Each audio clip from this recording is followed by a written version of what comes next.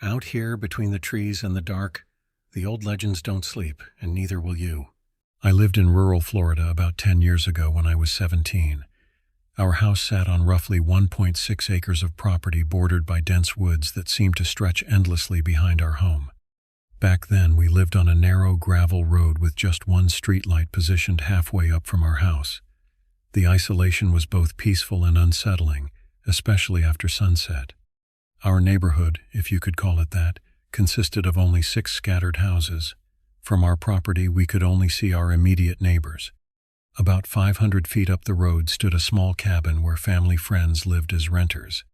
The location perfectly captures that distinctly southern rural isolation, close enough to civilization to not feel completely cut off, but remote enough that help wasn't just a quick minute away. Growing up, I had always been fascinated by the paranormal. While other teenagers obsessed over sports or music, I spent countless hours researching unexplained phenomena and reading accounts of strange encounters. My mother's spiritual practices only intensified my curiosity. She practiced paganism and various forms of protective rituals. The good kind, she would always clarify whenever anyone asked. Her beliefs were rooted in protection and harmony with nature, though I never fully understood the extent of her practices until later. Our property had an unusual energy about it. The towering pines that surrounded our clearing seemed to hold secrets in their shadows, and the forest floor carpeted with fallen needles and dried leaves muffled sounds in a way that made the woods feel unnaturally quiet at times. During the day, these woods were my playground. By night, they transformed into something else entirely.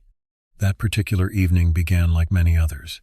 It was early autumn, and the Florida heat had finally started to subside, giving way to pleasantly cool evenings. My parents, 2 older siblings, and several relatives had gathered at the cabin up the road for one of their regular get-togethers. The sounds of laughter and music drifted down to our house, muted by distance and the absorption of the surrounding trees.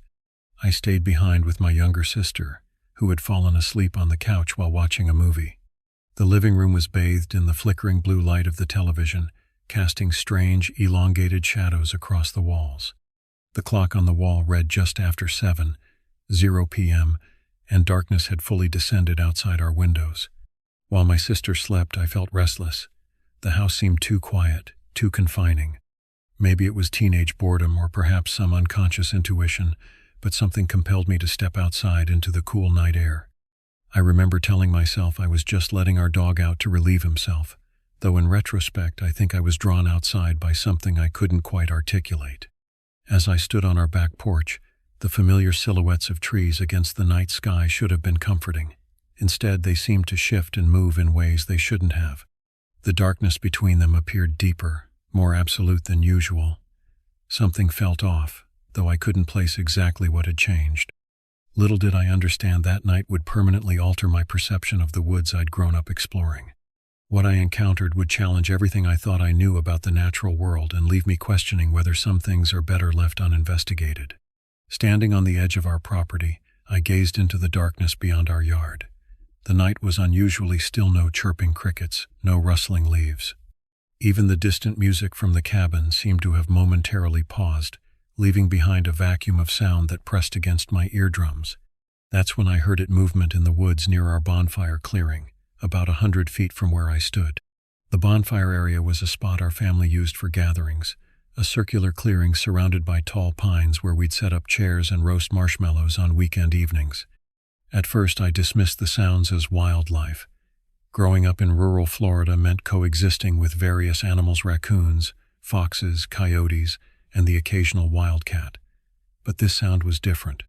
The footfalls were heavier, more deliberate than any local wildlife. Whatever moved through those woods had significant weight to it, pressing dried pine needles into the earth with each step. My instincts immediately signaled danger. The rational part of my brain tried to catalog possibilities: a large dog perhaps, or maybe a neighbor trespassing. But we were far from any walking path, and our neighbors rarely ventured into these woods, especially after dark. The movement continued, branches snapping under substantial weight. I backed toward the corner of our house, keeping my eyes fixed on the tree line. That's when I saw them, 2 pale, luminous discs floating about 6 feet above the ground at the forest's edge. They resembled eyes, but were too perfectly round, too intensely bright to belong to any animal I recognized. Those I see, that's what they were, seemed to emit their own light rather than reflect it. They hung in the darkness like twin moons, unblinking and fixed directly on me. Despite the distance, I felt their gaze penetrating through me, studying me with cold intelligence. For several excruciating seconds, we remained locked in this standoff, me frozen in place, the entity motionless at the tree line. The boundary where our cleared property met the woods seemed to function as some invisible barrier. The thing, whatever it was, remained just beyond that threshold, as though physically unable to cross onto our land. Then it spoke. The sound that emerged from the darkness defied natural acoustics. It was simultaneously distant and right beside my ear, hollow yet resonant, like someone speaking through an old metal pipe. The voice was rough and strained, as though forcing sound through an anatomy not designed for human speech. "I see you," it said, the words unnaturally elongated. Hearing my name spoken by that voice triggered something primal inside me. Every cell in my body screamed to run, yet I remained paralyzed by fear, my muscles locked in place. "Come here," it continued, its tone shifting to something almost persuasive. "I don't want to hurt you." Its reassurance accomplished precisely the opposite of what it intended. The unnatural quality of its voice, that grating, metallic resonance, made each word feel like a physical threat. Though it remained at the tree line, I sensed its growing impatience, its desire to close the distance between us. "Here," it repeated, sharper this time, more command than invitation. The realization that this entity couldn't or wouldn't cross onto our property finally broke my paralysis. A rush of adrenaline flooded my system, briefly overwhelming my terror with youthful indignation. In that moment of misplaced courage, I committed what could have been a deadly mistake. I grabbed a rock from the ground, about half the size of my fist, and hurled it toward those glowing eyes. "Get out of here," I shouted, my voice cracking with fear despite my attempt at bravery. In the darkness, I couldn't see if my projectile found its mark. But the response was immediate, and terrifying. A piercing screech erupted from the tree line, a sound so unnaturally loud and high-pitched that it seemed to vibrate the air itself. Then, impossibly, the rock I had thrown moments before whizzed past my head, missing me by mere inches before disappearing into the woods behind our house. The force behind that return throw was nothing human. No person could have hurled that rock with such velocity, such precision in complete darkness. Whatever stood watching me from the tree line wasn't just trespassing, it was something I couldn't begin to comprehend. I ran for the front door, fumbling with the handle before practically falling inside. My sister had awakened, rubbing her eyes sleepily from her place on the couch. "What's wrong?" she mumbled, still half asleep. "Nothing," I managed, forcing a calm I didn't feel. "Just thought I heard something." I retreated to my bedroom, drew the curtains tight, and huddled under my blankets, listening intently for any sound that might indicate it had followed me to the house. My heart pounded so loudly in my ears that I struggled to hear anything else. All I could do was wait for my family to return, hoping the night would pass without further incident. The hours crept by with excruciating slowness. Every creak of the house settling, every whisper of wind against the windows amplified my terror. I remained hidden beneath my covers, phone clutched in my sweating palm, debating whether to call my parents. Pride and embarrassment held me back. What would I say?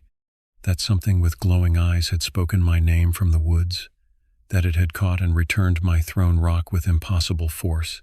Even as I experienced it, the encounter seemed too outlandish to be believed. Eventually, the sounds of vehicles on our gravel driveway announced my family's return. The relief that flooded through me was nearly overwhelming. I emerged from my room on unsteady legs to find my mother in the kitchen, putting away leftovers from the gathering. Without explanation, I wrapped my arms around her and held tight. "Thank you," I whispered, "for protecting the family." She pulled back, studying my face with concern. "What do you mean? What happened?" "I don't want to talk about it," I replied, summoning a small smile. "Just thank you." That night marked the beginning of my insomnia. Sleep refused to come as I lay staring at my ceiling, ears straining for any sound from outside.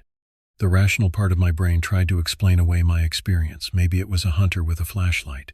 Perhaps the returned rock was simply my imagination. But I knew with bone-deep certainty that whatever I'd encountered was neither natural nor easily explained. The next morning, I ventured cautiously to the spot where I'd thrown the rock. Daylight transformed the woods into something mundane and familiar, yet I couldn't shake the feeling of being watched. The bonfire clearing showed no obvious signs of disturbance, no footprints or evidence of what I'd seen. This absence of proof only deepened my unease. If there were no traces, how could I convince myself or anyone else of what had happened? Over the following days, I developed new habits. I refused to go outside after sunset. My bedroom windows remained locked and curtained regardless of the stifling Florida heat. I invented excuses to avoid family campfires and outdoor gatherings. My parents attributed my behavioral changes to typical teenage moodiness, but my mother watched me with knowing eyes, sensing something had fundamentally shifted. A week passed without incident, and I began to wonder if that night had been some vivid hallucination until the dreams began. Each night I found myself standing at the edge of our property, facing those same luminous eyes in the darkness. In these dreams, the invisible barrier didn't hold. The entity would step into the clearing, its form remaining frustratingly indistinct except for those eyes and a silhouette that seemed almost but not quite human. "You threw something at me," it would say in that same unnatural voice. "Now I'll throw something at you." I would always wake just as it raised its arm to throw, gasping and drenched in sweat, convinced I could smell pine needles and damp earth in my bedroom. My academic performance suffered as exhaustion took its toll. Dark circles appeared beneath my eyes, and my once healthy appetite disappeared. My mother finally confronted me one evening, sitting on the edge of my bed with an expression of such genuine concern that my carefully constructed defenses crumbled. "Something's out there," I whispered, the admission bringing both relief and renewed terror. "In the woods, it knows my name." Instead of dismissing my fears or offering platitudes, my mother's expression darkened with recognition. She took my hands in hers, her grip surprisingly strong. "Tell me everything," she said. "Don't leave anything out." My mother listened without interruption as I described my encounter in detail: the unnatural movement, the glowing eyes, the impossible voice, and the returned rock. When I finished, she didn't question my sanity or offer rational explanations. Instead, she nodded slowly, her eyes focused on something distant. "The property has always been protected," she said finally. "My rituals ensure that." Her confirmation of supernatural protection should have been comforting, but it only raised more questions. If our land was protected, what exactly was being kept at bay, and why was it targeting me specifically? Mom rose and went to her closet, returning with a worn, leather-bound book I'd never seen before. The spine was cracked with age, the pages yellowed and fragile as she carefully opened it. "Our family has lived with these woods for generations," she explained. "What you encountered isn't new to this land." She turned the book toward me. On the page was a detailed hand-drawn illustration dated 1932, depicting a tall, gaunt figure standing among trees. Its eyes were rendered as empty circles, giving it an unsettling, hollow appearance. The accompanying text described the watcher in the woods that had stalked the property's borders for as long as anyone could remember. "Your great-grandmother first documented it," Mom continued. "Every few decades it becomes more active, testing boundaries, seeking ways to cross onto protected ground. According to family records, the entity never managed to claim anyone from our bloodline, though there were accounts of missing travelers and hunters who ventured too deep into the surrounding forest. The local indigenous people had apparently warned early settlers about the area, advising them to perform specific rituals before building homes. Those who heeded the warnings thrived. Those who dismissed them often abandoned their properties after experiencing phenomena similar to what I'd witnessed. "But why now?" I asked. "Why me?" My mother's expression grew troubled. "It's drawn to certain qualities: curiosity, emotional intensity, the threshold between childhood and adulthood. You're exactly the kind of person it finds interesting." She explained that my research into the paranormal might have inadvertently attuned me to forces most people remain blissfully unaware of. By seeking knowledge of the unknown, I had potentially made myself visible to it. "What exactly is it?" I pressed, needing to understand the threat I faced. My mother chose her words carefully. "The settlers called it many things: watcher, stalker, collector of souls. The indigenous people had their own name for it that roughly translates to the hungry one. But names have power, and it's dangerous to speak of such things too directly." She closed the book. "What matters is understanding how to stay protected. You challenged it, drew its attention more fully to you. Now we need to strengthen our defenses." That night, My mother taught me the protective rituals that had been passed down through generations of our family. We burned specific herbs, spoke ancient words in languages I didn't recognize, and placed symbolic objects at crucial points around our property. The ritual felt simultaneously primitive and profound, connecting me to ancestors who had faced the same entity centuries before. As we worked, my mother revealed more family history stories of close calls, of relatives who had glimpsed the entity during particularly vulnerable moments in their lives. Some had heard it mimic loved ones' voices to lure them into the woods.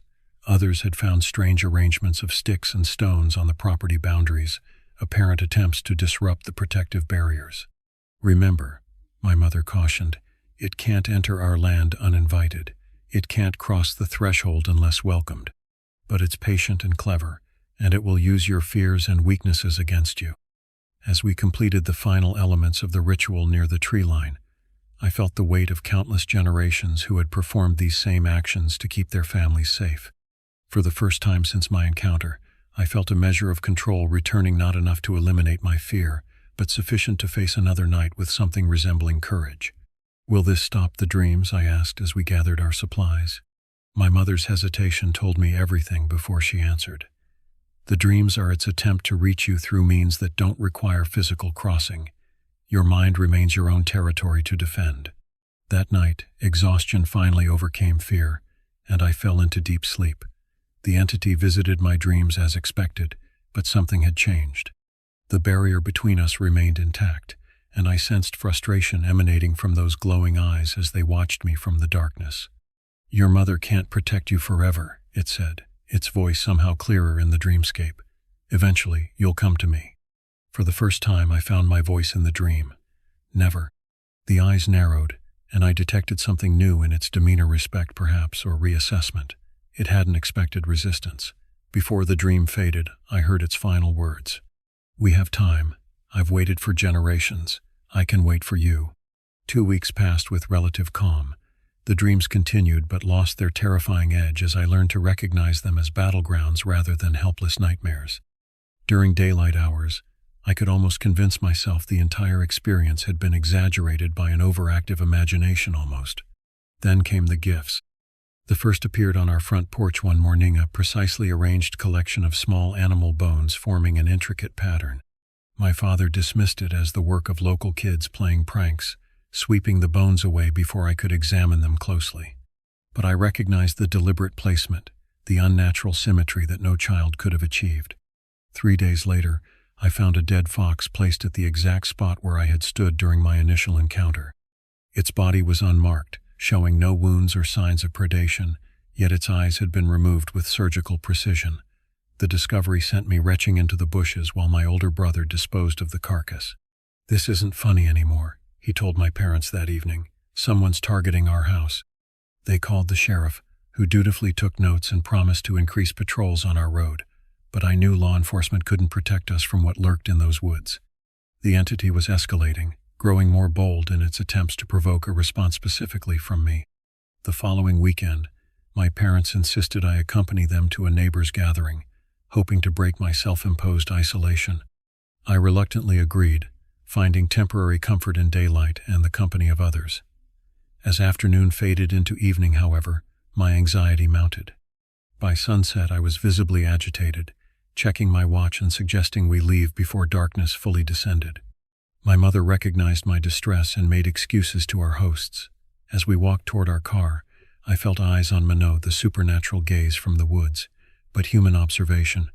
A neighbor's son, about 20 years old, approached me while my parents chatted with other adults. "You're the kid who's been seeing things in the woods, right?" he asked without preamble. My surprise must have shown on my face because he quickly added, "Word gets around. My grandfather used to talk about something similar when I was younger." Against my better judgment, I found myself asking, "What did he say about it?" The young man, whose name was apparently forbidden to mention, glanced around before continuing in a lower voice. He called it the collector, said it gathered things that interested it, sometimes objects, sometimes animals, sometimes people. A chill washed over me despite the warm evening air. "My grandfather claimed he encountered it when he was about your age," he continued. "Said it spoke to him, tried to convince him to walk into the woods at night. He refused, but his friend didn't. He paused, looking uncomfortable. They never found his friend. That's just a local legend, I replied, trying to sound more confident than I felt. He shrugged. Maybe, but grandfather never went into those woods again, not even during hunting season, and he made us promise the same. As we drove home in the gathering darkness, I couldn't shake the young man's words. The possibility that others had encountered the entity both validated my experience and deepened my dread. If the stories were true, this thing had been hunting in these woods for generations and sometimes successfully. That night I lay awake long after everyone else had gone to bed, staring at my ceiling and listening. Around 2 a.m., a soft tapping began at my window, gentle, rhythmic, almost polite. I knew without looking what would be there. The curtains remained closed, but in my mind's eye, I could see those luminous orbs floating outside the glass. The tapping continued for nearly an hour, occasionally interspersed with the sound of my name being called in that horribly familiar voice. Eventually it stopped, replaced by silence so absolute it seemed to have weight. I must have drifted off because I woke suddenly to find myself standing in our front yard, the cool grass beneath my bare feet. Moonlight illuminated the clearing enough to see that I was mere steps from the tree line. Ahead, just within the shadows of the forest, those pale eyes watched me. With horror, I realized I had sleepwalked dangerously close to crossing the boundary. The entity had nearly succeeded in luring me beyond protection while my conscious defenses were lowered. I backed away slowly, keeping my eyes fixed on those glowing orbs until I reached our front door. Inside, I woke my mother in a panic, explaining what had happened. Her face paled as she realized the entity had found a new strategy. If it couldn't cross onto our property, it would try to draw me off it. We need to take more drastic measures, she decided, her voice tight with concern. This has gone beyond simple boundary protections. My mother spent the following day gathering supplies and consulting her books. That evening, she informed the family we would be performing a more powerful ritual specifically designed to reveal what we faced so we could defend against it more effectively. Knowledge is power, she explained as we gathered in the living room. If we can see it clearly, understand what draws it to us, we gain advantage. My father, always supportive of my mother's practices despite his own skepticism, helped arrange candles in a specific pattern. My siblings looked uneasy but participated without complaint. They had witnessed enough strange occurrences recently to take the threat seriously. As darkness fell, we began the ritual. My mother burned herbs that filled the house with sweet, earthy smoke. She spoke words in that same ancient language, her voice growing stronger with each phrase. The atmosphere in the room changed subtly, air felt thicker, charged with potential. Now, she instructed me, think about your encounters. Recall every detail, the sounds, the sensations, the exact words it spoke to you. I closed my eyes and concentrated, mentally revisiting each interaction with the entity. As the memories surfaced, the candle flame suddenly stretched upward, burning with unusual intensity. It's responding, my mother whispered. It feels our attention. A low humming vibration filled the room, making the windows rattle slightly in their frames. The temperature dropped noticeably, our breath becoming visible in the suddenly chilled air. What's happening? My father asked, his customary calm faltering. My mother's expression was one of fierce concentration. We're pulling back the veil, seeing through its disguise. The smoke from the herbs began swirling unnaturally, condensing into a vaguely humanoid shape in the center of our circle. Within this smoky silhouette, 2 points of light appeared, those same pale, luminous discs that had watched me from the woods. Why have you come to this family? My mother demanded, her voice commanding. The smoke figure wavered, and that now familiar voice emerged, but clearer, less strained than I had heard before. I have always been here, it replied. Long before your family, before any settlers. This land remembers me. What do you want with my child? My mother pressed. The smoke shifted, those glowing eyes turning directly toward me. Potential, curiosity, youth, things I have lost. A sudden realization hit me. This entity wasn't necessarily malevolent in the way I had imagined. It was ancient, alienating, frightening in its otherness, but its interest in me wasn't simply predatory. It was drawn to qualities I possessed that it recognized or perhaps coveted. Are you human? I found myself asking. Were you ever human? The smoke rippled, almost like laughter. I was, long ago, before time was measured as you measure it. My mother tensed beside me. A human who became something else, she murmured. Through choice or circumstance. Choice, the voice confirmed. Always choice, as your child will have choice. The implication chilled me more deeply than any supernatural encounter. This entity believed I could or would become like it someday. That my fascination with the unknown might lead me down a path similar to whatever transformation it had undergone. I don't want what you're offering, I stated firmly. The smoke figure inclined what passed for its head. Yet. You don't want it yet. But curiosity grows. Questions multiply. Ordinary existence dulls. I have watched your kind for centuries. I recognize the signs. My mother stepped forward, placing herself between me and the apparition. You will not have my child, not through force, manipulation, or temptation. This family stands protected. The smoke began to dissipate, those glowing eyes dimming slightly. Before it fully vanished, the entity spoke one final time. Protection doesn't last forever. Generations pass. Knowledge fades. I remain. With those words, the smoke scattered, the candles extinguished simultaneously, and the temperature gradually returned to normal. We sat in stunned silence for several moments before my father switched on the lights. Did we banish it? My younger sister asked hopefully. My mother's expression was somber. No. We merely understood it better, and it understood us. That night, for the first time since my initial encounter, I slept without dreaming of glowing eyes or voices from the darkness.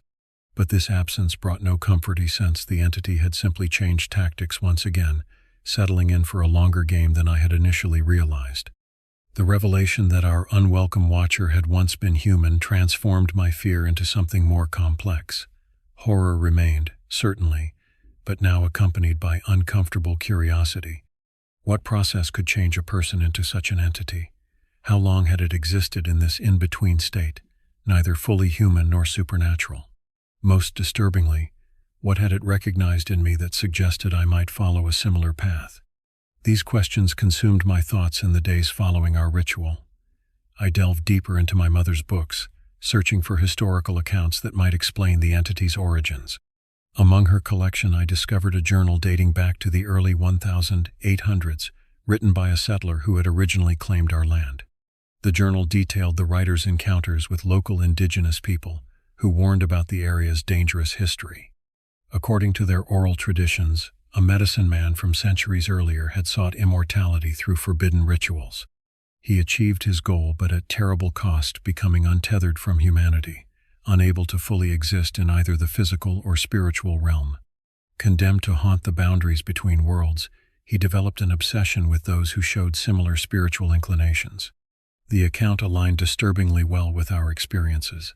The entity that watched our property wasn't some ancient evil or mythological creature. It had been a person who made catastrophic choices in pursuit of knowledge beyond natural limits. Armed with this information, I approached my mother. It's targeting me because it thinks I'm like it was, I explained. Because I research the supernatural, because I'm drawn to understanding things beyond normal experience. She nodded slowly. That's what I feared. It recognizes something in your spirit, a kinship or potential for kinship. How do I convince it it's wrong, I asked. How do I make it understand I don't want whatever transformation it underwent? My mother considered this carefully. You must confront it directly, not in dreams or through ritual, but at the boundary where it dwells. You must reject its offer explicitly, with absolute conviction. The thought of deliberately seeking another encounter terrified me, but I recognized the necessity. This entity wouldn't simply lose interest or find another target. It had fixated on me specifically, and only direct rejection might dissuade it. We planned the confrontation meticulously. My mother strengthened the protective boundaries around our property and prepared me with specific phrases and gestures that would reinforce my rejection. The confrontation would occur at dawn, a time of transition, when the entity might be more visible but less powerful than during full darkness. The appointed morning arrived clear and cool. I stood at the edge of our property as the first light of dawn filtered through the trees. My mother waited on the porch, close enough to intervene if necessary, but giving me space to face this challenge alone. As the forest gradually emerged from darkness, I sensed rather than saw the entity's approach. The air grew noticeably colder, and birds that had begun their morning song suddenly fell silent. Then, at the precise boundary between our cleared land and the woods, the familiar glowing eyes materialized. "I know what you were," I called out, my voice steadier than I expected. "I know what you want from me."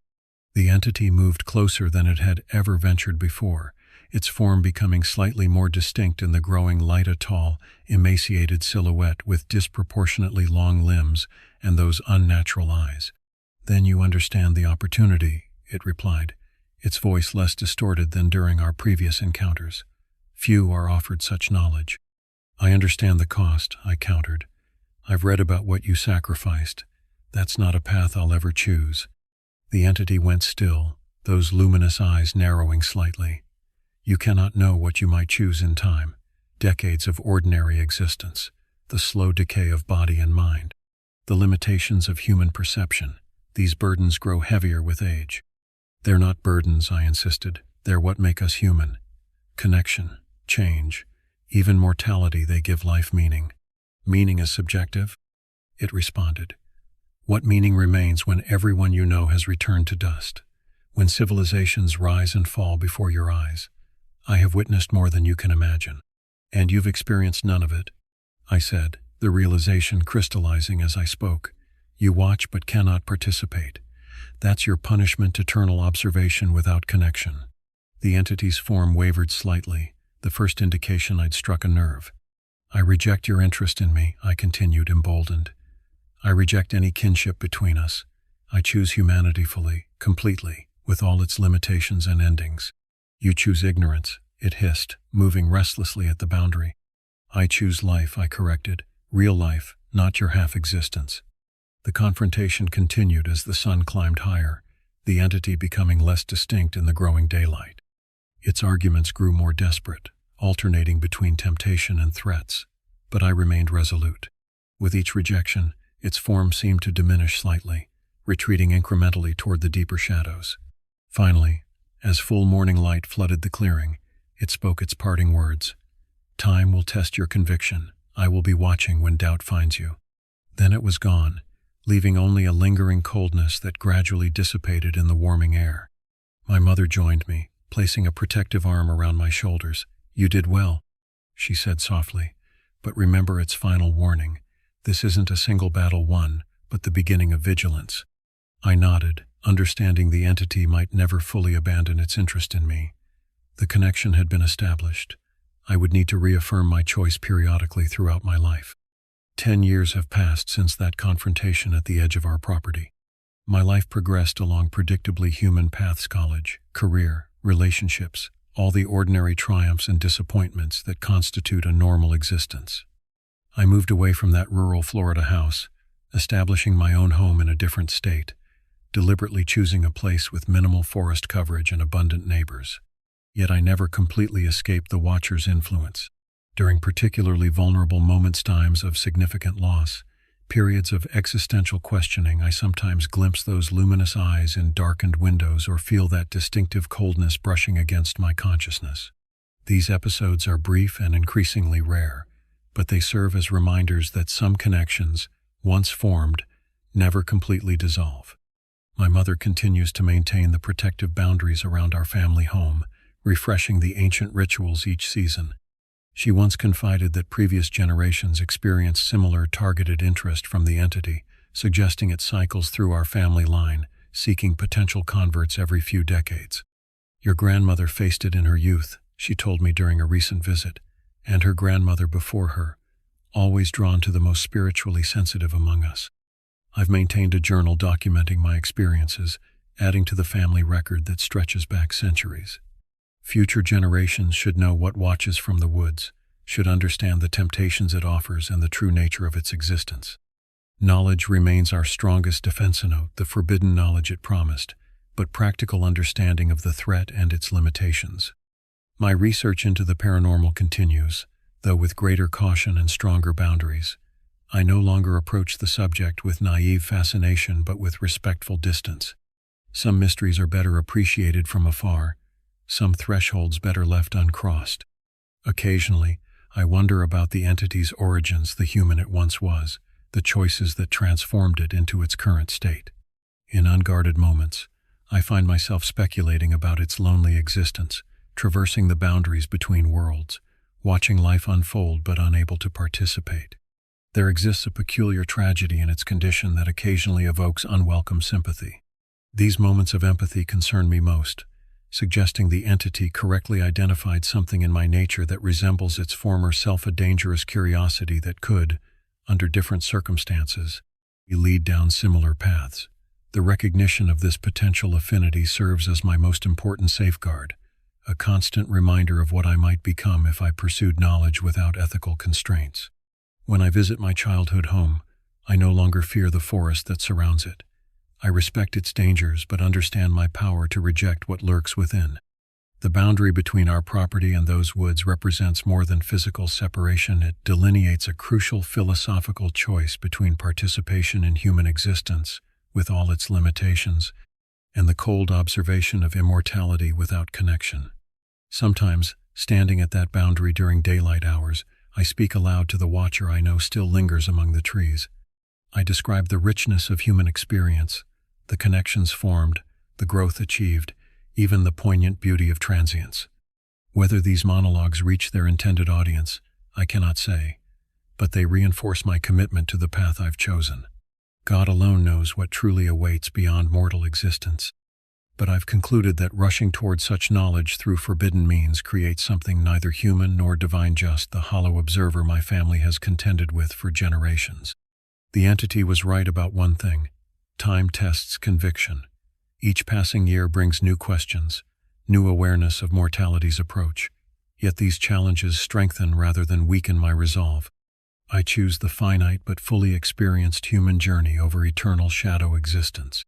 Those glowing eyes may continue watching from forest edges and darkened corners throughout my life, but they observe someone firmly committed to remaining human with all the wonder, connection, and yes, eventual ending that entails.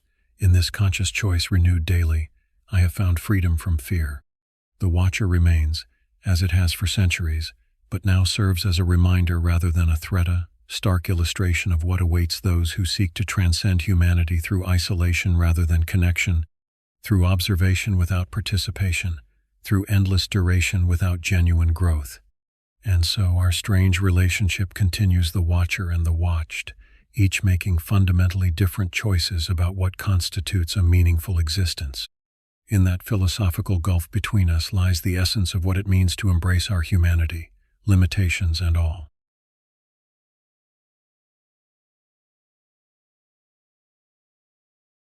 "5 years ago, when I was 28, my girlfriend Julia and I decided to challenge ourselves with the southern portion of Virginia's Appalachian Trail. At that point, we considered ourselves experienced hikers, having conquered several other segments of the famous path during our 3 years together. This particular stretch, approximately 166 miles winding through George Washington and Jefferson National Forests from Roanoke County to Pearisburg in Giles County, represented exactly what we were seeking: isolation, natural beauty, and the satisfaction of accomplishing something few casual hikers attempt. "It's probably the most remote section we'll ever do," Julia said, spreading the topographical maps across our dining room table. Her auburn hair fell across her face as she traced possible routes with her index finger. "That's the appeal, right? Getting away from everything?" I nodded, studying the contour lines that indicated steep climbs and descents. "That's why I love these trips with you, just us in the wilderness." Our apartment in Richmond felt increasingly constraining as autumn approached. Both of us worked demanding jobs, Julia as a hospital administrator and me as an environmental consultant. The stress accumulated gradually, like sediment in a stream, until we could feel it weighing on our relationship. These extended hiking excursions had become our remedy, our way of reconnecting with each other and disconnecting from everything else. "We should plan for 12 days, I suggested, calculating distances between resupply points. "That gives us some buffer if the terrain slows us down." Julia's green eyes sparkled with the excitement that always preceded our adventures. "Perfect. Mid-October would mean fewer people and spectacular foliage." What we didn't discuss, what we never really acknowledged, was the inherent danger of such isolation. We'd encountered our share of challenges on previous hikes: unexpected weather, minor injuries, equipment failures. These problems seemed manageable, even part of the experience. We prepared accordingly, with first aid supplies, emergency communication devices, and appropriate gear. I also carried protection a 1911 handgun and a Taurus Judge revolver. Julia sometimes teased me about this precaution, calling it my wilderness insurance policy, but never objected. When you're days away from civilization, the thin veneer of societal safety dissolves. Most hikers understand this truth without dwelling on it. The wild can be beautiful and terrifying simultaneously. As October approached, we assembled our gear methodically. Every item underwent scrutiny for weight and necessity. We dehydrated meals, packed layers for fluctuating temperatures, and tested our equipment repeatedly. The night before departure, we sat on our balcony with glasses of wine, watching the city lights flicker below. "What do you think we'll remember most about this trip?" Julia asked, leaning against my shoulder. "Probably something unexpected," I replied. "It's always what you don't plan for that stays with you." I had no idea how prophetic those words would prove to be. We arrived at the Virginia Creeper Trail Junction on October 12th, a Tuesday morning painted with autumn's most vibrant palette. The air carried that distinctive fall crispness, cool enough to energize without chilling. Sunlight filtered through red and gold leaves, creating dancing patterns on the forest floor. Perfect hiking conditions. After a final equipment check and a quick selfie to commemorate the start, we shouldered our packs and began our journey northward. The trail started gently enough, with moderate terrain that allowed us to find our rhythm. Julia walked ahead initially, her teal backpack swaying slightly with each step. "We should document all the different mushrooms we see," she called back, already stopping to photograph a cluster of orange fungi erupting from a fallen oak. Her enthusiasm for botanical details contrasted with my preference for sweeping vistas, a complementary difference that enhanced our travels. That first day passed pleasantly as we covered nearly 12 miles. Our muscles remembered the familiar burn of sustained hiking, and conversation flowed easily between periods of contemplative silence. We encountered only two other hikers, a retired couple from West Virginia who were completing their fourth section of the Appalachian Trail. "Nice stretch ahead," the husband advised as we parted ways, "but watch for the descent into Powell Valley. It gets slick when wet." By late afternoon, we established our first campsite near a small stream that provided both water and the soothing background music of rippling currents. The routine came back naturally, Julia filtering water while I secured the tent, then working together to prepare our campfire. After dinner, rehydrated beef stew that tasted better than it had any right to after a day of hiking, we sat shoulder to shoulder watching flames dance and collapse into glowing embers. "I already feel different," Julia said, her face illuminated by the firelight. "It's like everything back home exists in another dimension now." I understood exactly what she meant. The demands and deadlines that had seemed so urgent just days ago now felt trivial compared to the immediate concerns of shelter, food, and navigation. This mental shift was precisely why we subjected ourselves to the physical demands of these trips. That night, we slept soundly in our tent, the temperature dropping just enough to make our shared sleeping bag cozy rather than uncomfortable. The forest sounds, distant owls, rustling leaves, occasional cracking branches formed a familiar lullaby that eased us into deep, restful sleep. The next 3 days followed a similar pattern. We averaged 11 miles daily, adjusting our pace to accommodate more challenging sections. The trail took us across babbling creeks, through dense hardwood forests, and occasionally to overlooks offering breathtaking panoramas of valleys consumed by autumn fire. We spotted deer, wild turkeys, and once from a respectful distance a black bear with 2 cubs foraging in a berry thicket. Our bodies adjusted to the routine, muscles adapting to the daily strain. Conversation between Julia and me grew increasingly philosophical as the mental noise of civilization faded. We discussed future plans, childhood memories, and the peculiar psychology of voluntary hardship. These were the conversations I treasured most, unforced, unhurried, and impossible to have amid the distractions of normal life. On our 4th night, camped at the edge of a small clearing surrounded by towering pines, the first hint of unease entered our journey. Nothing dramatic, just an inexplicable feeling that prickled at my subconscious. While gathering firewood, I repeatedly glanced over my shoulder, convinced I'd heard footsteps that didn't align with the natural forest rhythm. "Everything okay?" Julia asked when I returned to camp with arms full of branches. "Yeah," I responded, hesitating. Just getting used to the deeper silence out here. I didn't mention my unease, attributing it to the increasing remoteness of our location. We were now fully committed to the trail, at least 2 days of hiking in any direction from the nearest access point. The awareness of our isolation lingered at the edges of my thoughts as we prepared for sleep that night. Before entering the tent, I checked that my handguns were easily accessible in my pack, a precaution that suddenly felt less excessive than it had days earlier. By the 5th day, we had settled completely into trail life. Our bodies moved with practiced efficiency, conserving energy on climbs, carefully placing feet on descents. We passed the halfway point of our journey, a milestone we celebrated with the luxury of chocolate bars we'd been saving for the occasion. That afternoon, however, the atmosphere began to shift, subtly. The weather remained perfect, clear skies, moderate temperatures, but something else changed. I first noticed it during our midday rest break at a moss-covered rock formation. "Do you feel like we're being observed?" I asked Julia as casually as possible, not wanting to alarm her. She looked up from her trail journal. "What do you mean?" "Probably nothing," I said, scanning the surrounding forest. "Just a weird feeling." But it persisted throughout the afternoon, that crawling sensation between my shoulder blades that signals unseen attention. Several times I stopped abruptly, turning to look behind us, expecting to catch someone or something watching from the trees. Each time revealed nothing but the empty trail and undisturbed forest. "You're jumpy today," Julia commented after my third sudden halt. "Sorry, just thought I heard something." As dusk approached, we located a suitable camping spot roughly 30 yards off the main trail. The area featured a small clearing bordered by thick rhododendron bushes on one side and mature oaks on the other.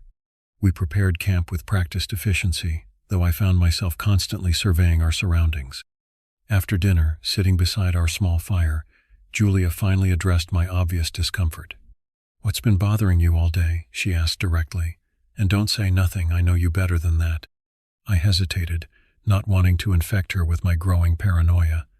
I can't shake the feeling that we're not alone out here. "Like wildlife? Bears?" "No," I replied, struggling to articulate the sensation.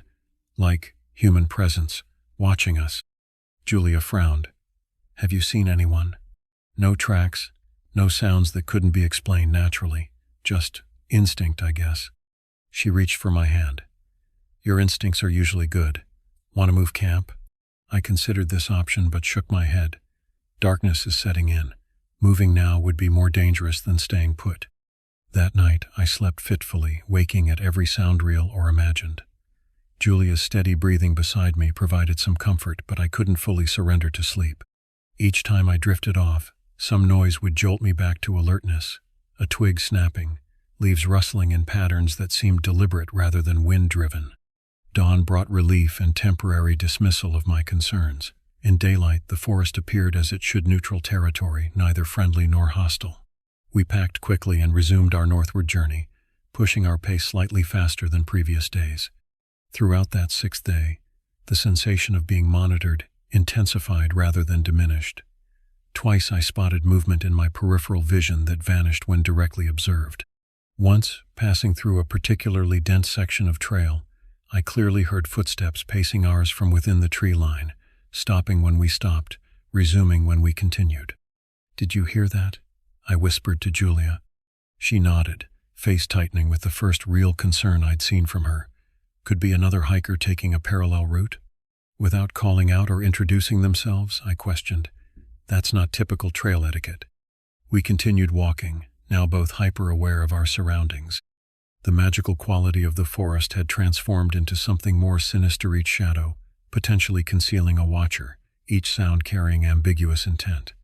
When we stopped at a stream to refill our water bottles, I noticed something that confirmed my suspicions weren't merely imagination. On the muddy bank, partially obscured by fallen leaves, was a clear boot print. The impression was fresh, the edges still sharp rather than eroded by time or elements. Most tellingly, it pointed in the same direction we were traveling. I motioned Julia over silently and indicated the print.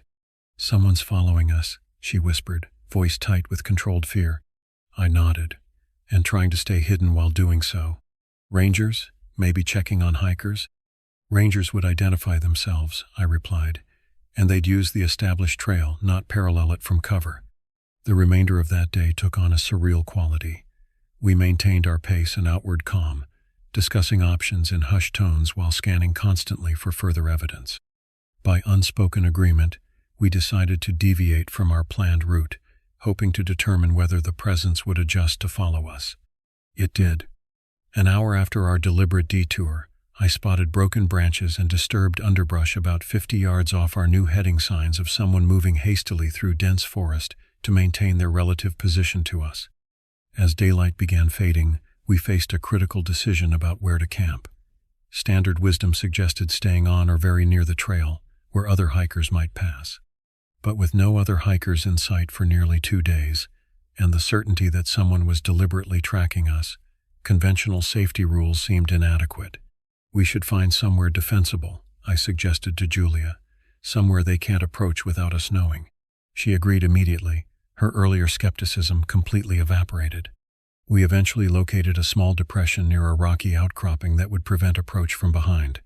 The position offered good visibility in 3 directions and solid rock at our backs. Not ideal for comfort, but significantly better for security. That night, I placed my guns within immediate reach and suggested we take alternating watch shifts. "You really think that's necessary?" Julia asked, though her tone indicated she already knew the answer.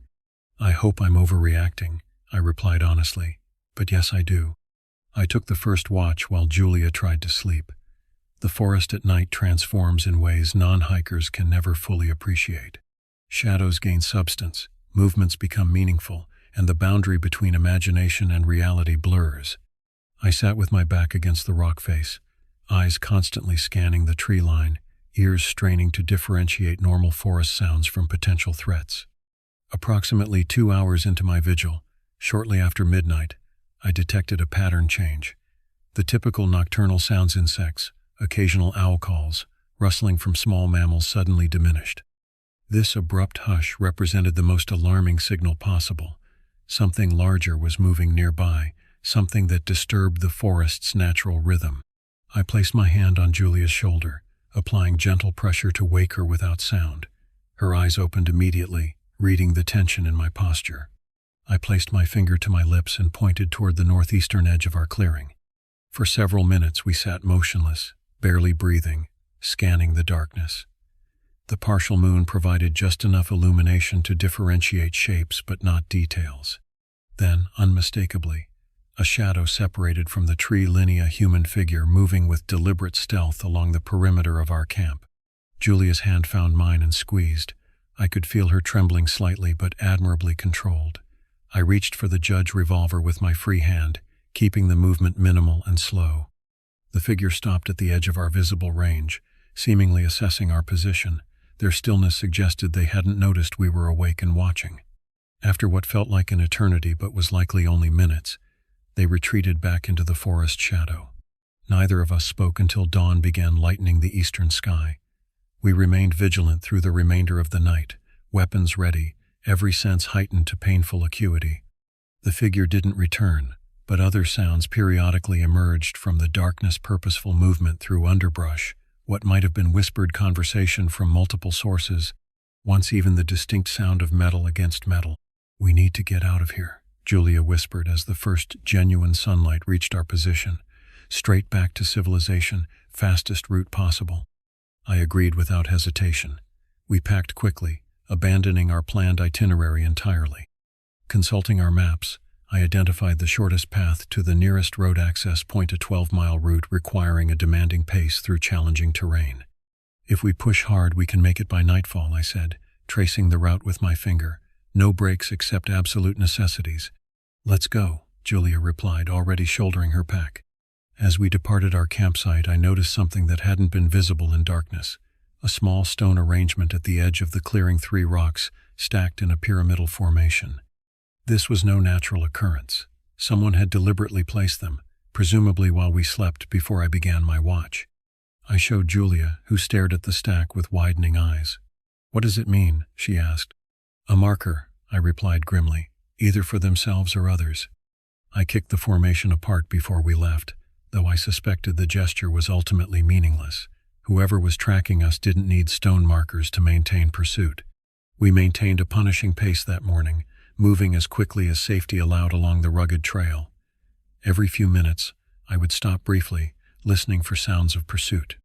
Increasingly, I heard them branches breaking too deliberately to be wildlife, occasional glimpses of movement parallel to our route.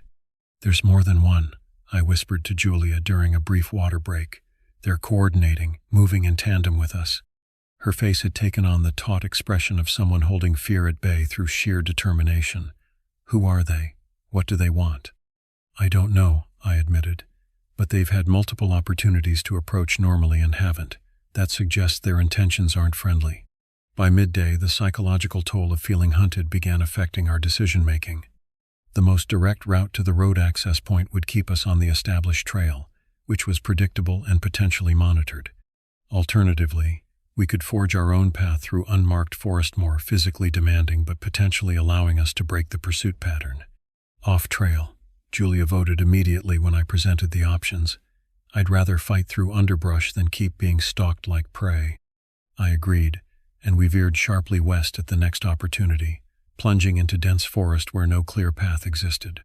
The going became immediately more difficult. Thick rhododendron thickets tore at our clothing, hidden depressions threatened twisted ankles, and navigation required constant reference to map and compass. For approximately 2 hours, this gambit appeared successful.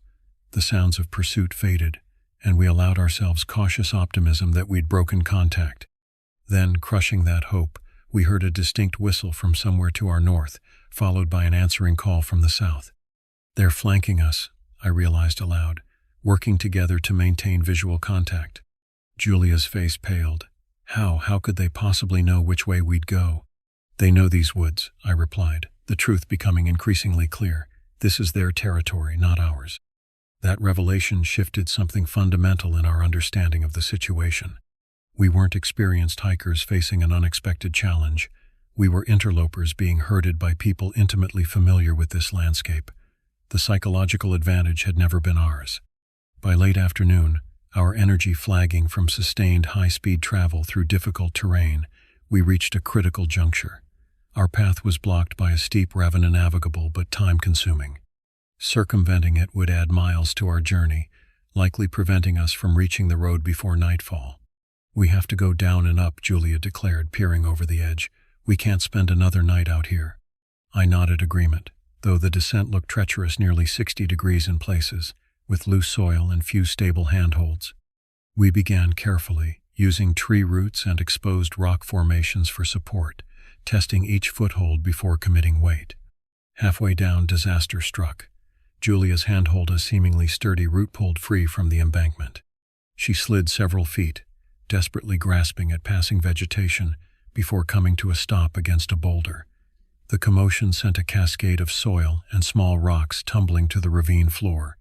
"I'm okay," she gasped before I could ask, though her right palm was badly scraped. "Just need a minute." That minute proved costly. From above us came the unmistakable sound of multiple people moving quickly through underbrush, drawn by the noise of Julia's fall. They were closing distance rapidly. "We need to move," I urged, helping Julia to her feet. "Right now." We abandoned caution for speed, half climbing, half sliding the remaining distance to the ravine bottom. Above us, the sounds of pursuit grew louder. I caught a glimpse of movement, a figure in dark clothing briefly visible at the ravine edge before ducking back from view. The ravine bottom offered momentary concealment via large boulders and fallen trees. We used this cover to assess options. The opposite slope appeared marginally less steep than our descent route, but would still require significant effort that would leave us exposed and vulnerable during the climb. "We could follow the ravine instead," Julia suggested, pointing to where the natural channel widened to the east. "They'd anticipate that," I countered, "and it might lead us further from the road." A sudden sound from above resolved our indecision, the distinct click of metal that my mind instantly recognized as weapon-related. Whether hunting rifle or something else, the implication was clear. Our pursuers were armed and close enough to potentially use those weapons. "Up," I whispered urgently. "Now."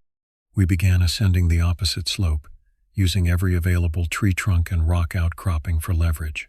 The physical demand was immense, burning muscles already taxed by miles of forced-pace hiking. Halfway up, Julia stumbled, a small cry of pain escaping before she could suppress it. "Ankle," she managed through gritted teeth. Twisted, not broken. I glanced back toward the ravine bottom. Movement caught my eye, two figures crossing the space we'd vacated moments earlier. They moved with the confidence of trackers who knew they were closing on their quarry. Without hesitation, I positioned myself beside Julia, offering my shoulder for support. Lean on me, we go together. The remaining ascent became a blur of pain and determination. Julia's breathing came in controlled gasps as she fought through the injury. My own muscles screamed protest at the double burden. When we finally crested the ridge, we collapsed momentarily behind a fallen tree, gasping for breath. "They're still coming," Julia whispered after a moment, nodding toward the slope we'd just conquered.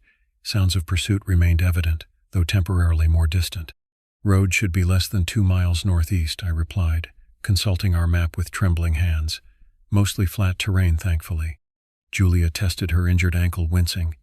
"I can walk, just not quickly." I retrieved the judge from my pack and checked its load. "I'll take point. You follow at whatever pace works. If we get separated, keep heading northeast. Don't stop, don't wait." She nodded grimly, understanding the implication. If confrontation became inevitable, I would handle it while she continued toward safety. As dusk approached, we pushed forward through increasingly dense forest, every step a calculation between speed and stealth. The sounds of pursuit waxed and waned but never disappeared entirely. Occasionally we heard those same whistle communication signals coordinating our hunters' movements. Darkness arrived before we reached the road.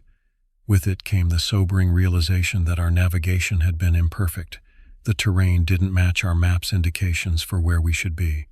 Either we had veered off course during our desperate flight, or the map itself lacked detail for this particular area. "We need to stop and reorient," I finally admitted, after our third encounter with landmarks that shouldn't have been present. "Stopping feels dangerous," Julia replied, leaning against a tree to relieve pressure on her injured ankle. "Getting lost is more dangerous," I countered. "We could end up moving parallel to the road instead of toward it." We found minimal cover behind a rock formation, and I risked using our flashlight under my jacket to study the map more carefully. After several minutes of triangulating visible landmarks against topographical features, I determined our actual position. "We're further south than I thought," I told Julia. "Road access is more like 3 miles now, not 2. Before she could respond, a flicker of light caught my attention through the trees, not the steady beam of a flashlight, but the wavering illumination of flame. A campfire, perhaps a 1/4 mile distant. "Other hikers?" Julia whispered hopefully. I shook my head. "Trails nowhere near here, and given recent events." We watched in tense silence as a second light appeared, then a third. The pattern suggested multiple small campfires spread across our eastern approach, routed directly between us and the road access we sought. "It's a line," Julia realized aloud. "They're forming a barrier." The implication chilled me more thoroughly than the October night air. Our pursuers weren't merely following, they were actively containing us, establishing a perimeter to prevent our escape. This level of coordination suggested numbers we hadn't anticipated, and a determination that defied rational explanation. "We need to find a gap or go around," I said, trying to maintain tactical thinking despite escalating fear. "They can't have continuous coverage." Julia's face, barely visible in the darkness, showed a combination of exhaustion and resolve. "Which direction?" I considered our options, factoring in Julia's injury and our dwindling physical resources. "North. Follow the perimeter until we find a breakthrough point." We moved with agonizing slowness, prioritizing silence over speed. Each step required careful placement to avoid the telltale crack of breaking branches.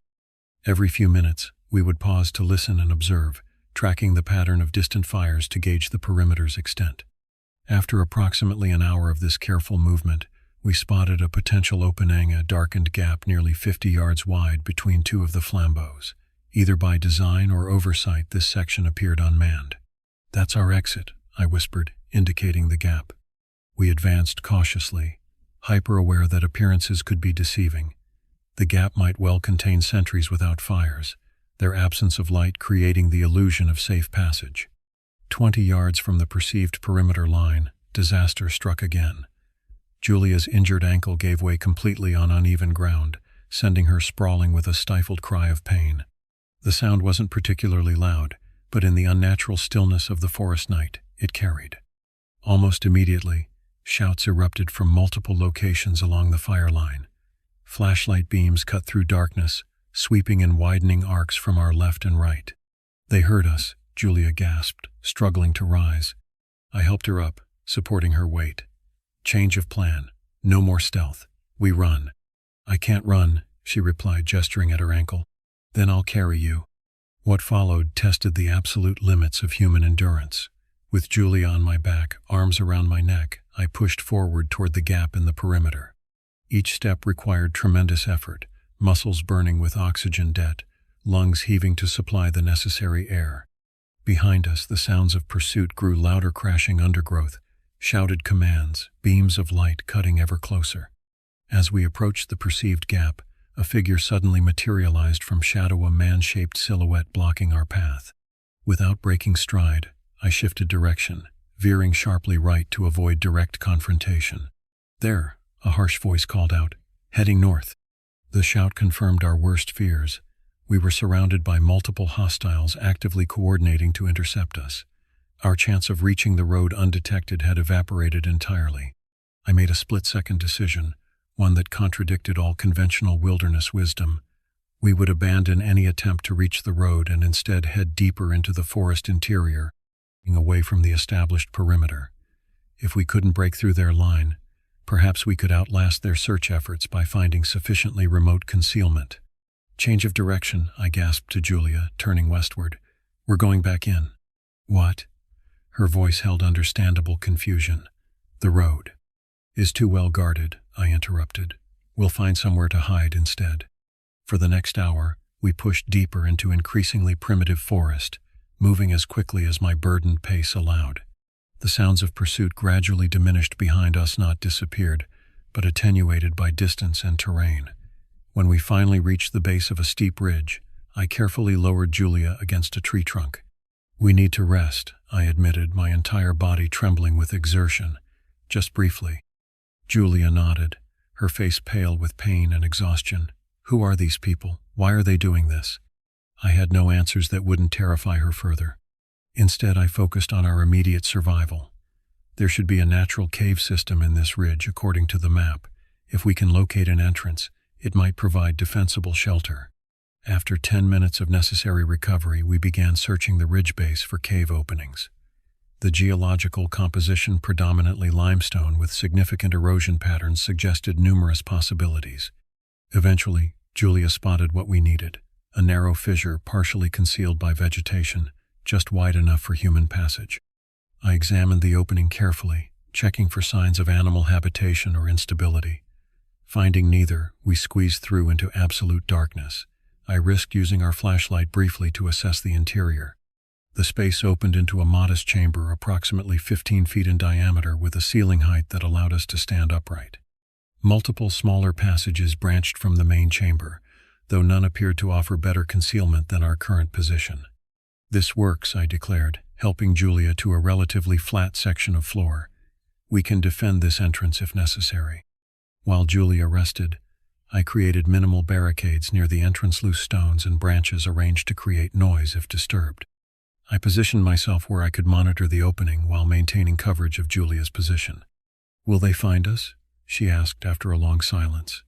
"Eventually," I answered honestly, "but hopefully not before daylight. By then, we'll have recovered enough strength to try again." She nodded, accepting this grim assessment. "Thank you for not leaving me behind." "That was never an option," I replied, reaching for her hand in the darkness. We settled into uneasy vigilance, taking turns staying alert while the other rested. Hours passed with only distant sounds of search activity, occasional shouts, whistles, once even what sounded like hounds baying far to our south. Around what I estimated to be 3 a.m., the search sounds intensified again, closer, more purposeful. They had adjusted their perimeter, narrowing the search grid to include our general vicinity.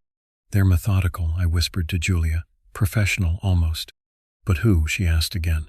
"Poachers? Drug operations?" "Maybe," I conceded, though neither explanation fully satisfied. The level of coordination and persistence suggested something more organized, more deeply entrenched in these remote forests. As dawn approached, bringing the faintest lightning of the cave entrance, we heard the sound I'd been dreading. Voices directly outside our hiding place, within yards of the concealed opening. "Tracks end here," a gruff voice announced. "Check the brush line." Julia's eyes widened in the dim light, her hand finding mine in silent communication. I positioned myself between her and the entrance, the judge revolver ready. "Got something," another voice called. "Disturbed vegetation, might be a hole." The sound of boots on stone followed someone approaching the very fissure we'd used for entry. I raised the weapon, preparing for the confrontation that now seemed inevitable. A beam of light pierced the opening, sweeping across the cave interior. I pressed myself against the wall, momentarily out of its direct path. The light paused, then began a more systematic examination of the space. Just as the beam would have revealed our position, a distant voice called out urgently, "All units, contact at the eastern ridge. Respond immediately." The light beam wavered, then withdrew. Boots scraped on stone as our searcher apparently abandoned the cave investigation to respond to the new development. "Lucky," Julia breathed after several minutes of renewed silence. "Or someone else they're hunting," I replied grimly. "Either way, this is our chance."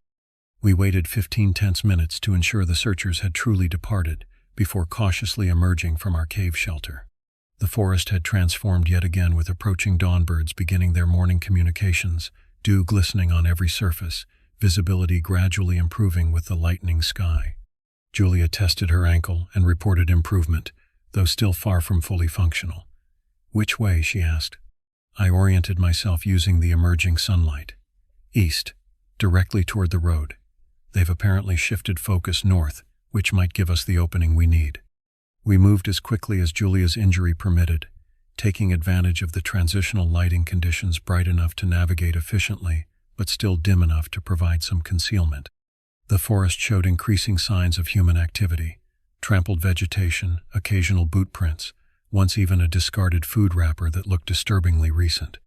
After approximately an hour of careful progress, the terrain began sloping downward, and I detected the distant rumble of vehicular traffic, the road we'd been seeking for nearly 24 hours. "We're close," I encouraged Julia, who was pushing through obvious pain with remarkable determination. "I hear it," she confirmed, renewed hope energizing her movements.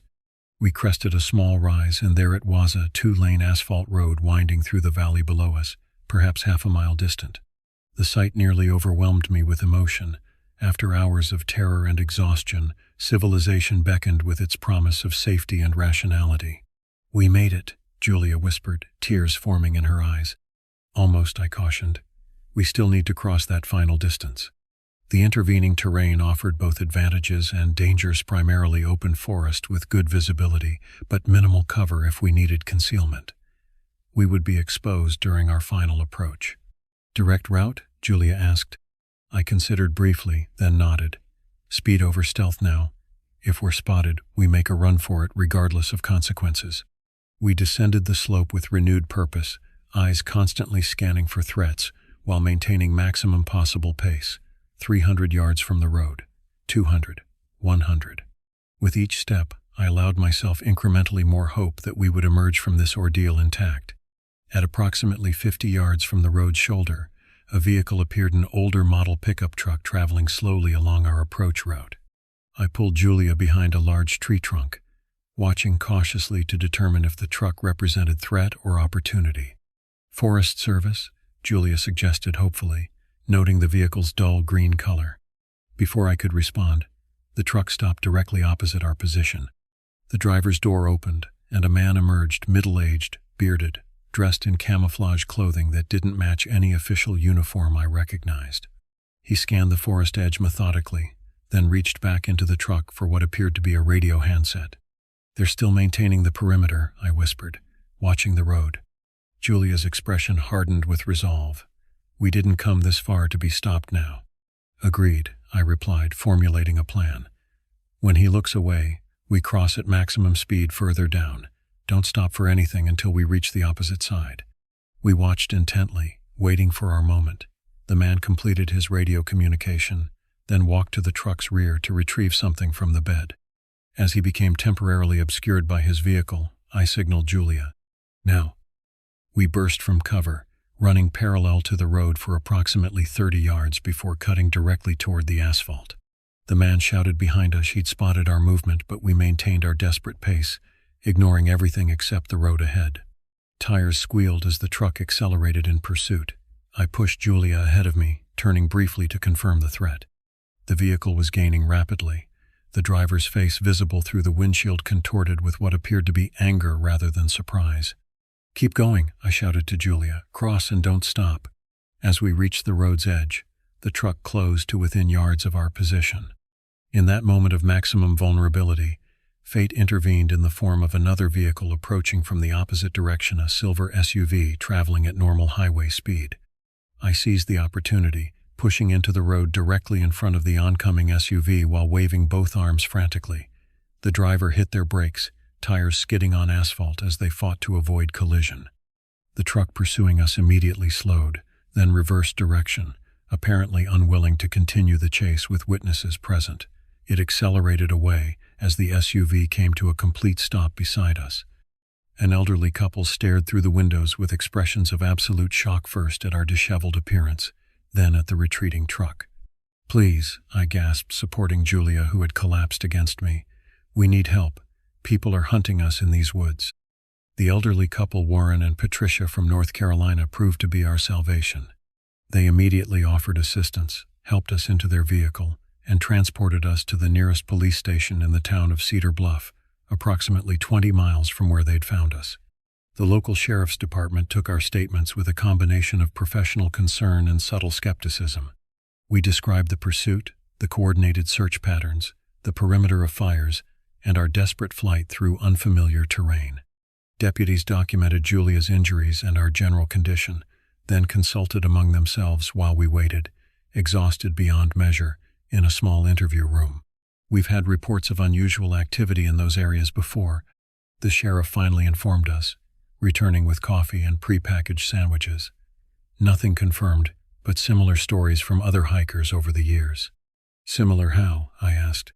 "People feeling watched, unexplained camp disturbances. One couple reported items stolen 2 years back." He paused, seeming to choose his next words carefully. "But nothing at this scale or intensity." "What about the fires, the coordinated search?" "There were multiple people involved," Julia insisted. The sheriff nodded without committing. "We'll investigate, certainly. Send deputies to the area you've indicated, but those forests cover thousands of acres of extremely remote territory." I understood the subtext. Even with their best efforts, finding evidence of our pursuers would be nearly impossible, especially if, as I suspected, those individuals were intimately familiar with the terrain and accustomed to avoiding official attention. The authorities arranged motel accommodations for us while they processed our report. Julia's ankle received proper medical attention, a moderate sprain, requiring several weeks of recovery but no permanent damage. Our physical wounds would heal relatively quickly. The psychological impact would prove more persistent. In the following days, as we recovered enough strength to return home, we learned fragments of local history that might explain our experience. The region had a complex past, former mining communities abandoned when operations ceased, generations of families living off-grid in increasingly isolated enclaves, territorial disputes between various groups claiming ancestral rights to certain forest sections. Some of those hollows haven't welcomed outsiders in decades, a gas station attendant remarked when we mentioned our general hiking route. Folks there keep to themselves and expect others to respect boundaries, written on maps or not. Whether our pursuers represented territorial residents, illegal operations requiring privacy, or something else entirely, we would never definitively know. The sheriff's investigation yielded nothing conclusive: a few abandoned campsites, some unusual trail modifications, but nothing directly connecting to our experience. We returned to Richmond, fundamentally changed. Our relationship survived but transformed, strengthened in some ways by shared trauma, challenged in others by the lingering effects of sustained fear. Julia continued hiking eventually, though never again in remote areas. I haven't returned to any wilderness trail, my former passion for isolation permanently tainted by memories of those October nights. Sometimes, particularly when autumn leaves begin changing colors, I find myself staring into forest edges with involuntary vigilance, searching for movement that doesn't align with natural patterns. In moments of insufficient sleep or stress, I imagine hearing those coordinating whistles from the darkness beyond our suburban home. The most disturbing aspect remains the purposefulness of our pursuers. They weren't merely territorial residents warning away trespassers. Their methods suggested something more systematic, more practiced. The perimeter of fires, the coordinated search patterns, the radio communications all indicated a group accustomed to hunting human quarry through difficult terrain. For what purpose, I remain grateful not to know. I tell this story not to discourage wilderness exploration but to advise caution. Nature itself presents sufficient challenges without adding human malevolence to the equation. Maps define parks and public lands with reassuring clarity, but reality proves messier. Some territories remain effectively claimed despite official designations, and those claims may be enforced by means no regulation anticipates. If you hike the southern Appalachian Trail, particularly those remote sections through Jefferson National Forest, stay on marked paths. Camp only at designated sites where other hikers might pass. And if you sense that crawling sensation between your shoulder blades that signals unseen observation, trust your instincts. Not all who watch from forest shadows welcome your presence, and some boundaries exist only in the understanding of those who have always lived beyond civilization's comfortable reach.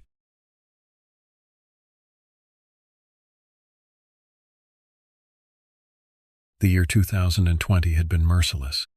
By late October, I had grown weary of the isolation, the constant stream of bad news, and the disappointment that followed the cancellation of every significant milestone that should have marked my senior year. Our graduation ceremony reduced to a drive-through event where we collected our diplomas through car windows while wearing masks felt like the final insult. Some of my classmates didn't even participate in the online classes, meaning they didn't graduate at all. The pandemic had stolen something irreplaceable from us. As Halloween approached, I found myself staring at my bedroom ceiling, scrolling through old photos from previous celebrations. The idea formed gradually. What if we could reclaim some normalcy, even for just one night? I knew it was against regulations. The social distancing mandates were clear, but after months of compliance and sacrifice, my patience had worn thin. We needed this. My apartment wasn't suitable. The last party I'd hosted resulted in several valuable items disappearing. I needed a different location, somewhere isolated enough to avoid complaints but comfortable enough to host a small group. I opened Discord and messaged my closest friends about potential venues. My girlfriend Leanne immediately responded with enthusiasm but had no suggestions. It was her friend Sam who offered the solution during our video call later that evening. "What about that cabin your third cousin owns?" Sam suggested, her face illuminated by blue screen light. "The one in the pine forest?" "Why are you so interested?" I asked, surprised by her eagerness. Sam's expression brightened. "Think about it, it's Halloween. A blue moon on a Saturday, during the weirdest year of our lives. Plus, I finally got time off work. It's perfect." She made compelling points. My third cousin Lance had moved to California months ago for a teaching position, leaving his remote property vacant except for occasional visits from his husband Francis. The cabin sat on nearly 6 acres of woodland, far enough from neighbors to avoid noise complaints. I sent Francis a message asking for permission, not expecting a quick response. To my surprise, he replied within minutes, "Sure, just don't trash the place, and no alcohol." The latter stipulation made me hesitate. What's a Halloween party without drinks? But I sent back my agreement anyway. With location secured, I created a group chat with the invitation details. I kept the list small. Cameron, who'd been my friend since middle school, Adam, who I knew from my computer science classes, Leanne, my girlfriend of 2 years, and Sam, who had become part of our circle through Leanne. 5 people total, small enough to be relatively safe, large enough to feel like a real celebration. The responses came quickly. Everyone was in. As I made preparations over the next few days, I couldn't shake a persistent uneasiness. The last time I'd visited Lance's cabin 2 years ago, I'd experienced something disturbing in those woods, something I'd tried to rationalize away but never quite could. I hadn't told many people about it, certainly not in detail. Only Leanne knew the full story, though I'd mentioned it vaguely to the others. Would returning there be tempting fate? I pushed the thought aside. Whatever I'd seen or thought I'd seen before was probably just wildlife, my imagination enhanced by darkness and solitude. With friends around, there would be nothing to fear. how catastrophically wrong I would prove to be. The drive to the cabin took just under 2 hours, winding through increasingly remote countryside as suburban developments gave way to scattered farms, then to dense woodland. Cell service became spotty 15 minutes before I reached my destination, and I made mental note to warn the others. I arrived first, as planned, to prepare the space. The cabin sat nestled among towering pines, its weathered exterior blending seamlessly with the surrounding forest. A wraparound porch circled the structure, and large windows reflected the afternoon sunlight. Despite its rustic charm, the isolation struck me immediately. The nearest neighbor was at least 2 miles away. The gravel driveway crunched under my tires as I parked. When I cut the engine, the silence was complete. No traffic noise, no distant conversations, not even the ambient hum of electricity that forms the background soundtrack of urban life, just the occasional whisper of wind through pine needles and the calls of birds I couldn't identify. I retrieved the key from beneath a false rock in the garden, just where Francis had said it would be, and entered the cabin. The door hinges protested with a drawn-out creak that seemed to echo through the silent rooms. The air inside smelled of wood and dust, with undertones of the pine forest that surrounded us. The main living area featured a stone fireplace, flanked by bookshelves filled with outdated field guides and dog-eared paperbacks. A large sectional sofa faced the fireplace, and a wooden dining table with 6 chairs occupied the adjacent space. The kitchen, though small, was well equipped, and a hallway led to 3 bedrooms and a bathroom. I began unloading supplies from my car, snacks, decorations, sodas, and despite my promise to Francis a significant quantity of alcohol hidden in innocent-looking grocery bags. As I arranged everything, I continued to feel a strange disquiet. The cabin seemed to absorb sound in a way that made every footstep, every movement, feel muffled and distant. Outside, the afternoon light was already beginning to fade. October days were short this far north, and the tall pines surrounding the property accelerated the transition to darkness. I turned on every light in the cabin, pushing back against the growing shadows. I unpacked my steampunk-plagued Dr. Costumea full-face leather mask with glass-eye lenses and an extended beak, a black wide-brimmed hat, a long coat, and gloves. I had ordered it months ago as a darkly ironic nod to the pandemic. As I laid it out on my bed, I caught a glimpse of movement through the bedroom window. I approached the glass and peered out into the growing gloom. Nothing moved in the tree linie, at least, nothing I could see. Yet the sense of being observed persisted, raising goosebumps on my arms despite the cabin's warmth. I quickly stepped away from the window and continued my preparations, attributing the sensation to memories of my previous experience here. By the time I finished setting up, the forest had been swallowed by darkness except where the cabin's exterior lights carved yellow pools into the night. The party decorations' fake cobwebs, plastic skeletons, and battery-operated candles transformed the rustic interior into something appropriately spooky yet inviting. A text message notification broke the silence. Cameron was 20 minutes away. The others would arrive shortly thereafter. I took a deep breath, put on some music to fill the unsettling quiet, and tried to focus on the celebration ahead rather than the darkness pressing against the windows and the persistent feeling that something waited beyond the light's reach. The sound of tires on gravel announced Cameron's arrival. I stepped onto the porch as his headlights swept across the front of the cabin, briefly illuminating the surrounding trees. He emerged from his car wearing one of those LED purge masks that had become popular in recent years, the eerie blue glow distorting his features. "Nice place," he said, removing the mask as he approached. "Isolated enough that no one will call the cops on us." He handed me a 6-pack of hard cider. "Brought provisions." "Perfect," I said, helping him unload more drinks from his trunk. "The others should be here soon." We had barely finished storing the alcohol when Leanne's car appeared on the winding driveway. She stepped out wearing her Little Red Riding Hood Costumea modernized version, with a short red dress, knee-high boots, and a hooded cape that fell to her waist. "Very appropriate for the woods," I noted as I embraced her. "I thought so," she replied, looking around at our surroundings, "though maybe not the most comfortable choice for running from predators." I laughed, but her words sent an involuntary shiver through me. "Let's hope you won't need to." Sam arrived 15 minutes later in a car she'd borrowed from her parents.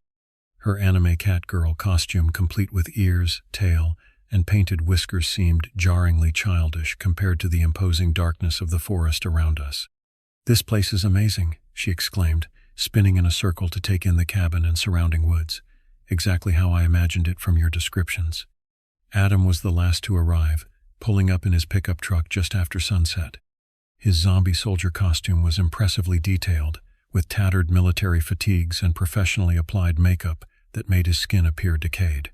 He carried a duffel bag over his shoulder that seemed unusually heavy. "Sorry I'm late," he said. "Got lost twice. GPS is useless out here." With everyone present, the party properly began. We gathered in the living room, where I had set up a makeshift bar on a side table. Cameron connected his phone to the portable speaker I'd brought, filling the cabin with music. The combination of alcohol, familiar company, and the isolation from the outside world created a bubble of normalcy that we had all been craving.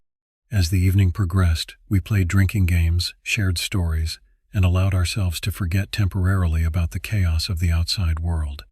By midnight, we had transitioned to watching horror movies on the laptop I'd brought along, the fictional scares providing a comfortable distance from real-world anxieties. During a break between films, Sam turned to me with curious eyes. "So, Javier, you never really told us the full story about what happened to you here before." The room grew quieter as the others tuned in. I took a long sip of my drink, considering how much to share. The alcohol had loosened my inhibitions enough that the experience no longer seemed too embarrassing to discuss. "It was 2 years ago," I began. "Lance invited me up here to help him install some new fixtures. I stayed an extra day after he left to do some hiking. I was completely alone." "That's already a horror movie setup," Cameron interjected. I nodded. It was getting dark, and I was heading back to the cabin when I heard something following me on the trail. At first I thought it was a deer or maybe a coyote. "But it wasn't," Leanne prompted, though she already knew the story. "No, whatever was following me was big. When I stopped walking, it stopped too. When I moved, it moved. It was mimicking me, stalking me." The memory sent another wave of discomfort through me. I finally caught a glimpse of it between the trees. It was tall, at least 6 feet, moving on all fours with a strange fluid motion that didn't look natural. "Like a bear?" Adam suggested. "Bears don't stalk people like that," I said, and it had a long snout and tail. In the dark, with just my flashlight, it looked. I hesitated. "Like a werewolf," Sam finished for me, her eyes wide with excitement rather than fear. "I know how it sounds," I said defensively. "I was alone, it was dark, and I was scared, but I know I saw something." "Did you report it?" Adam asked.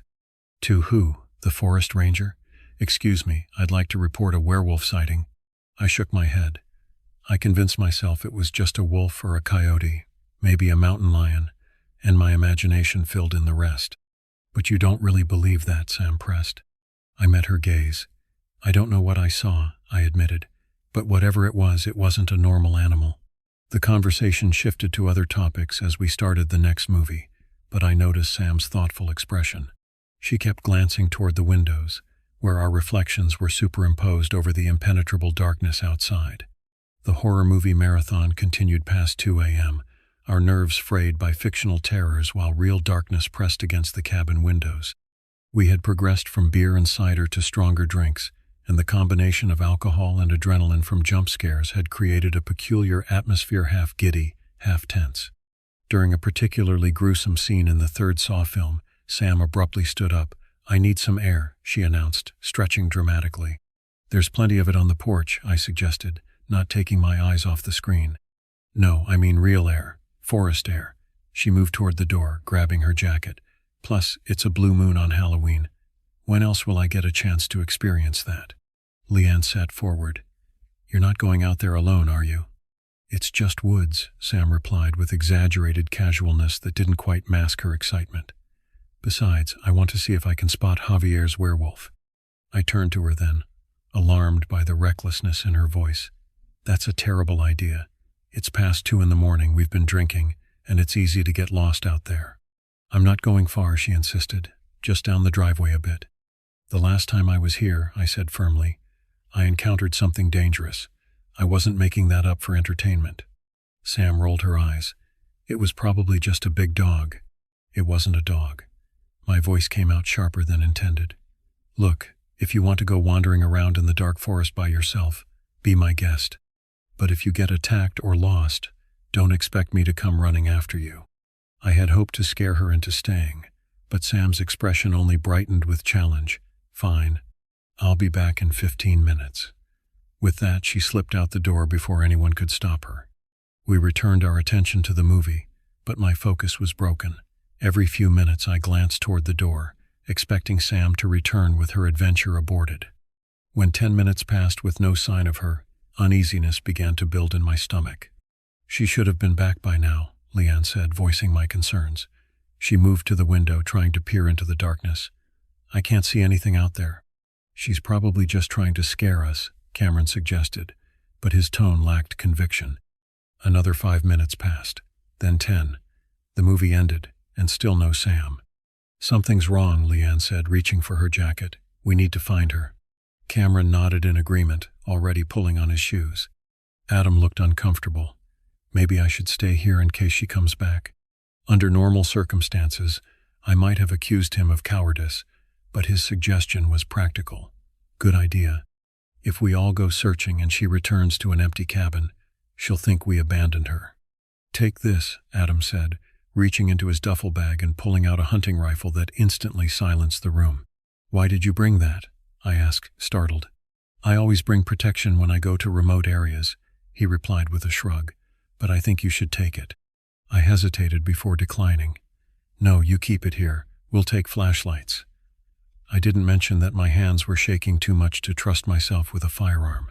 We gathered our flashlights and cell phones, though I warned that reception was non-existent beyond the clearing.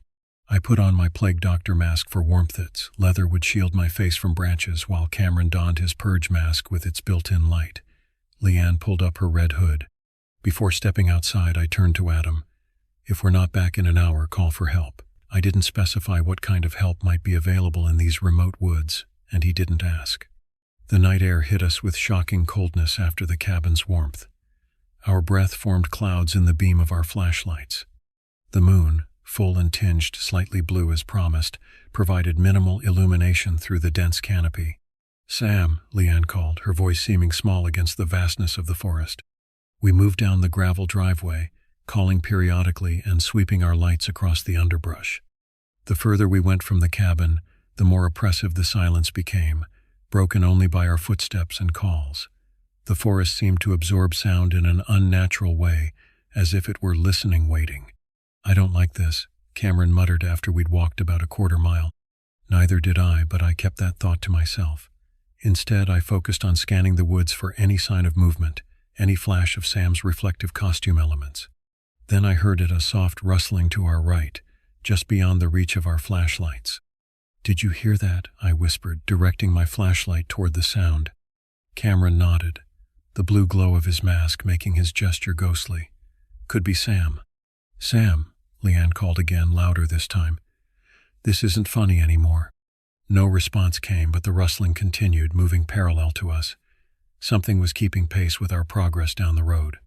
I fought the rising panic in my chest, focusing instead on rational explanations. Wind in the branches, a raccoon or a possum, perhaps a deer watching us cautiously from the safety of the trees. But when we stopped walking, the rustling stopped too, just as it had 2 years ago. "Turn off your flashlights," I instructed, my voice tight. "What? Why would we?" Cameron began. "Just do it," I insisted. "Trust me." Reluctantly, they complied. The darkness that engulfed us was absolute. The moon, despite being full, provided little illumination through the dense canopy of pine branches overhead. As my eyes adjusted, I could barely make out Leanne's silhouette beside me. We stood in silence for nearly a minute, my ears strained against the quiet, picking up the soft whisper of wind, the distant call of a night bird, and our own breathing, too loud in the stillness. Then I heard the deliberate sound of movement in the underbrush, drawing closer. Whatever was there had been waiting for us to resume walking. Now it was approaching on its own. "Turn them back on," I said urgently. "Now." Our lights came on simultaneously, beams sweeping frantically toward the sound.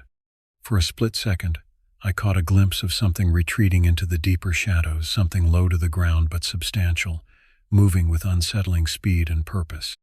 "What was that?" Leanne's voice trembled slightly. Before I could answer, A scream tore through the night, human, female, and terrified.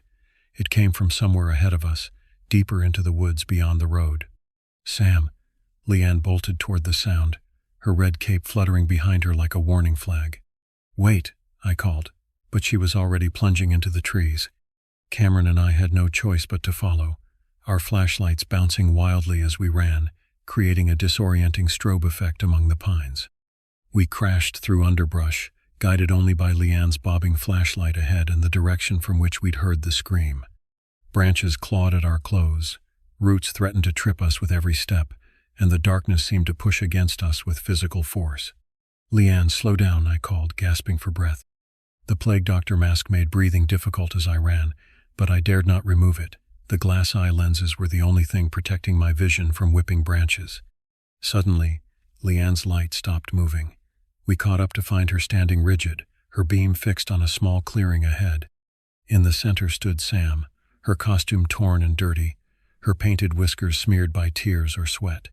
Sam, thank God. Leanne rushed forward to embrace her friend. But Sam didn't move to meet her. She remained frozen, staring not at us but at something beyond the clearing's edge. We need to go, Sam said, her voice a hoarse whisper. Now, right now. What happened? I approached cautiously, scanning the trees behind her.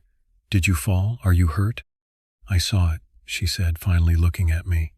I saw what you saw before. It's real, Javier, and it's not alone. A cold weight settled in my stomach. How many? 3, maybe 4. They're circling us. As if confirming her words, a low growl emerged from the darkness to our left.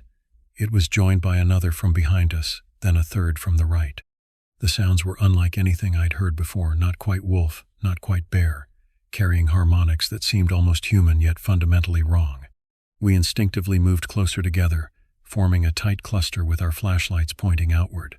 In the narrow beams, I caught brief glimpses of movement, dark shapes flowing between trees with disturbing grace, always just at the edge of visibility. What do they want? Cameron's voice cracked with fear. Us, Sam replied simply. They've been herding us deeper into the woods, away from the road. The realization hit me with terrifying clarity. We had been manipulated, drawn away from safety by creatures that displayed unmistakable intelligence and coordination. These were not mindless animals, but predators with strategy. We need to get back to the cabin, I said, trying to keep my voice steady.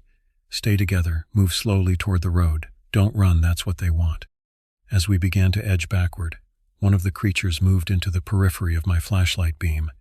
My throat constricted at the sight, a massive form, powerfully built, moving on all fours yet with a fluidity that suggested it could rise to 2 legs if it chose. Its eyes reflected the light back at me, glowing with eerie intelligence. Then it was gone, melting into the shadows before I could process more details. They're getting closer, Leanne whispered, her hand finding mine in the darkness. The growls intensified.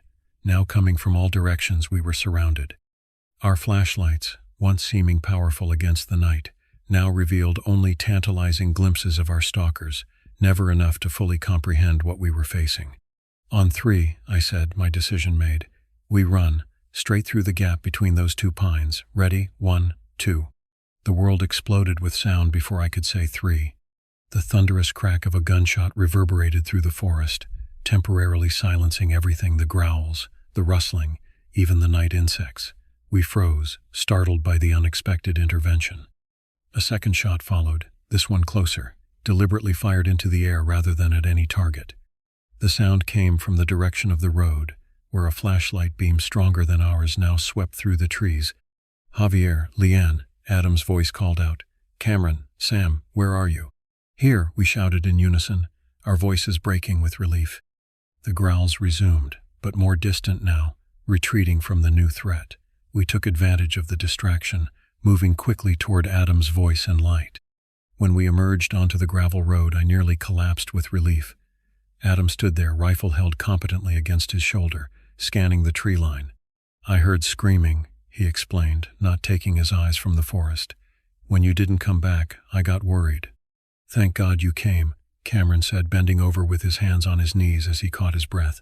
What were those things? Leanne asked, her arm protectively around Sam's shoulders. Adam finally looked at us. I only got a glimpse. Big, definitely predators. Wolves, maybe? but his expression betrayed doubt. "Not wolves," Sam said firmly. "Not like any animal I've ever seen." We hurried back toward the cabin, Adam taking the rear position with his rifle ready. The walk seemed twice as long as before, each shadow potentially concealing another creature. I couldn't shake the feeling that we were being allowed to retreat, that the gunshots had merely interrupted rather than ended our encounter. The cabin's lights were a beacon of safety in the oppressive darkness. We rushed inside, locking the door behind us with hands that couldn't seem to stop shaking. In the harsh interior light, I could see the physical evidence of our ordeal: scratches on exposed skin, torn clothing, pine needles, and dirt clinging to us. Sam looked the worst, her costume ripped in multiple places, a long scratch across her forearm that was just beginning to bead with blood. Leanne led her to the bathroom to clean the wound while Cameron collapsed onto the sofa, pulling off his mask to reveal a face pale with lingering fear. "What happened out there?" Adam asked, setting his rifle carefully on the dining table before checking the windows to ensure they were securely locked. I removed my plague doctor mask, grateful to breathe freely again. "Sam went missing. We went looking for her. Something found us instead, multiple somethings. I went out to look for the creature Javier had seen before," Sam called from the bathroom. "I thought it was just a story I didn't believe." Her voice caught. "She found them," Leanne continued, emerging with antibiotic ointment and bandages. "Or they found her." "I was walking along the road," Sam said, returning to the living room with her arm freshly bandaged. "Just enjoying the night air, looking at the moon. Then I heard something following me. When I turned around, nothing was there, but when I started walking again, I could hear it keeping pace with me." Her account matched my experience from 2 years ago with disturbing precision. I tried to head back, but I got disoriented. Then I saw eyes reflecting my flashlight too high off the ground for a normal animal. I panicked and ran into the woods, which was stupid, I know. She looked down at her hands. They could have caught me if they wanted to. They were toying with me, herding me deeper in. "Wolves don't behave like that," Adam said, frowning. "These weren't wolves," I replied. "Not ordinary ones, anyway." Leanne gave me a warning look. "Let's not jump to supernatural conclusions. I'm not saying they were werewolves," I clarified, though the thought had certainly crossed my mind. "But they weren't normal wildlife either. They displayed coordinated hunting tactics, intelligence." "Wolves hunt in packs," Cameron offered weakly. "Not like this," Sam insisted. "They were communicating, planning. One would drive me in a specific direction, then another would appear ahead to redirect me. They could have taken me down at any point, but they were leading me somewhere." A heavy silence fell over the room as we considered the implications. Outside, the wind had picked up, branches scraping against the cabin's exterior like fingernails on wood. "Could they have been people?" Leanne suggested. "Some kind of sick hunting game?" "No person moves like that," I said firmly, "and the sounds they made, those weren't human." Adam checked his watch. "It's almost 4 in the morning. We should try to get some rest. I'll take first watch." "Watch," Cameron repeated. "You think they might try to get in?" Adam gestured toward the window. "I think whatever's out there isn't finished with us. Better safe than sorry." I moved to the window, peering out into the darkness. The yard appeared empty, illuminated only by the porch light and security floodlight at the corner of the cabin.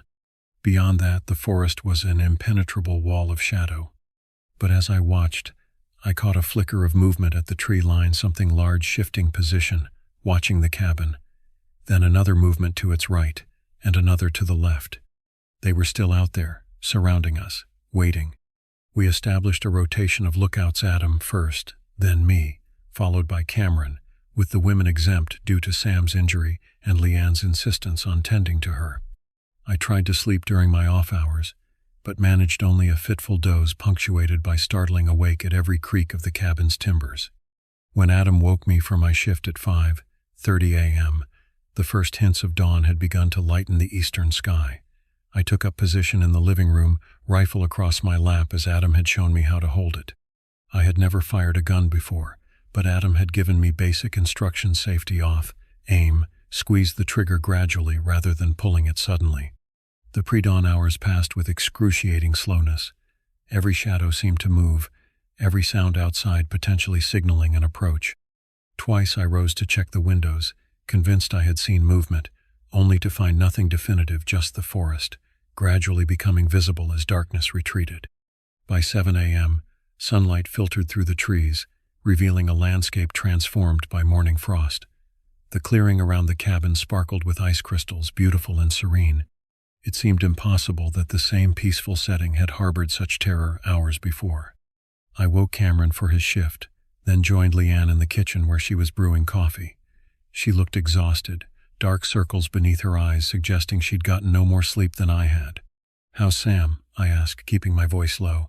"Finally sleeping," Leanne replied. "The scratch isn't deep, thankfully. Probably from a branch rather than—" She didn't finish the sentence. We sipped our coffee in silence, both watching the trees beyond the window. In daylight, the forest seemed innocuous, just pines and undergrowth, nothing to suggest the presence of abnormal predators. "Do you think they're gone?" Leanne finally asked. "I hope so," I said, unwilling to offer false reassurance. "Most predators hunt at night." "What are they, Javier, really?" I hesitated. "I don't know. Something adapted to these woods, something that's learned to hunt humans." "But you've been thinking about it for 2 years," she pressed. "You must have theories." I had theories. Of course, hours of late-night research into cryptid sightings, genetic anomalies in wolf populations, even government experiments gone wrong. Nothing had provided satisfactory explanations for what I'd encountered. "Whatever they are," I said finally, "they're intelligent, organized, and they see us as prey. That's all that matters right now." Cameron joined us, pouring himself coffee with hands that still trembled slightly. "Everything's quiet outside, no sign of movement." "We should leave," Leanne said firmly. "Pack up and go while it's daylight." I nodded my agreement. As soon as Sam wakes up, we began gathering our belongings, moving with the quiet efficiency of people in shock. Adam cleaned and stowed his rifle, explaining that his family had hunted for generations and he'd learned marksmanship from his grandfather. "I never actually shot at them," he clarified. "Just warning shots." "Good thing," I replied. "I think killing one would have made the others more aggressive." Sam emerged from her room around 9 a.m., looking pale but composed. Her bandaged arm was held protectively against her chest, but she insisted she could drive. "I'm not staying another minute," she declared. We packed the cars quickly, eager to put distance between ourselves and the forest. As I locked the cabin, performing a final check to ensure we'd left everything in order, Adam approached with a concerned expression. "Do you smell that?" he asked. I paused, inhaling deeply. A musky odor hung in the air, animal but not quite familiar, like wet dog combined with something more acrid. It hadn't been present when we arrived yesterday. "They've been marking territory," Adam said quietly, "around the entire cabin. It's a warning." I scanned the tree line one last time before hurrying to my car. The others were already in their vehicles, engines running, waiting only for my signal to depart. As I slid behind the wheel, movement caught my eye just at the forest's edge, partially concealed by undergrowth. One of the creatures stood watching us, more visible in daylight than it had been in darkness. Its size confirmed my worst fear, standing on all fours. It easily reached 4 feet at the shoulder, its body lean yet powerful. The shape was canine, yet wrong somehow, proportions slightly off, limbs too long, jaw too heavy. Its fur was a mottled gray-brown that provided perfect camouflage among the pines. But it was the eyes that froze my blood, amber yellow and unmistakably intelligent, watching our departure with what appeared to be calculation rather than mere animal curiosity. I started the engine and led our small convoy down the gravel driveway. In my rearview mirror, I could see more shapes emerging from the trees to watch us leave 3, 4, possibly 5 distinct forms. They made no move to pursue, seemingly content to reclaim their territory. None of us spoke about what we'd seen until we reached the main highway, signal bars finally returning to our phones. We pulled into a roadside diner, ordering breakfast that none of us had much appetite for. "We need to report this," Leanne said eventually. "Some kind of dangerous pack is living in those woods. People need to be warned." "And tell them what?" I countered. "That we were chased by monsters while trespassing at a Halloween party during a pandemic lockdown?" "They weren't monsters," Adam said quietly. "Just animals. Unusually large wolves, maybe wolf-dog hybrids gone feral. It happens." Sam shook her head vehemently. "Those weren't just wolves, hybrid or otherwise. The way they moved, the way they coordinated, they were hunting us specifically." "The rangers should know," Cameron insisted. "Whatever explanation there is, those things are dangerous."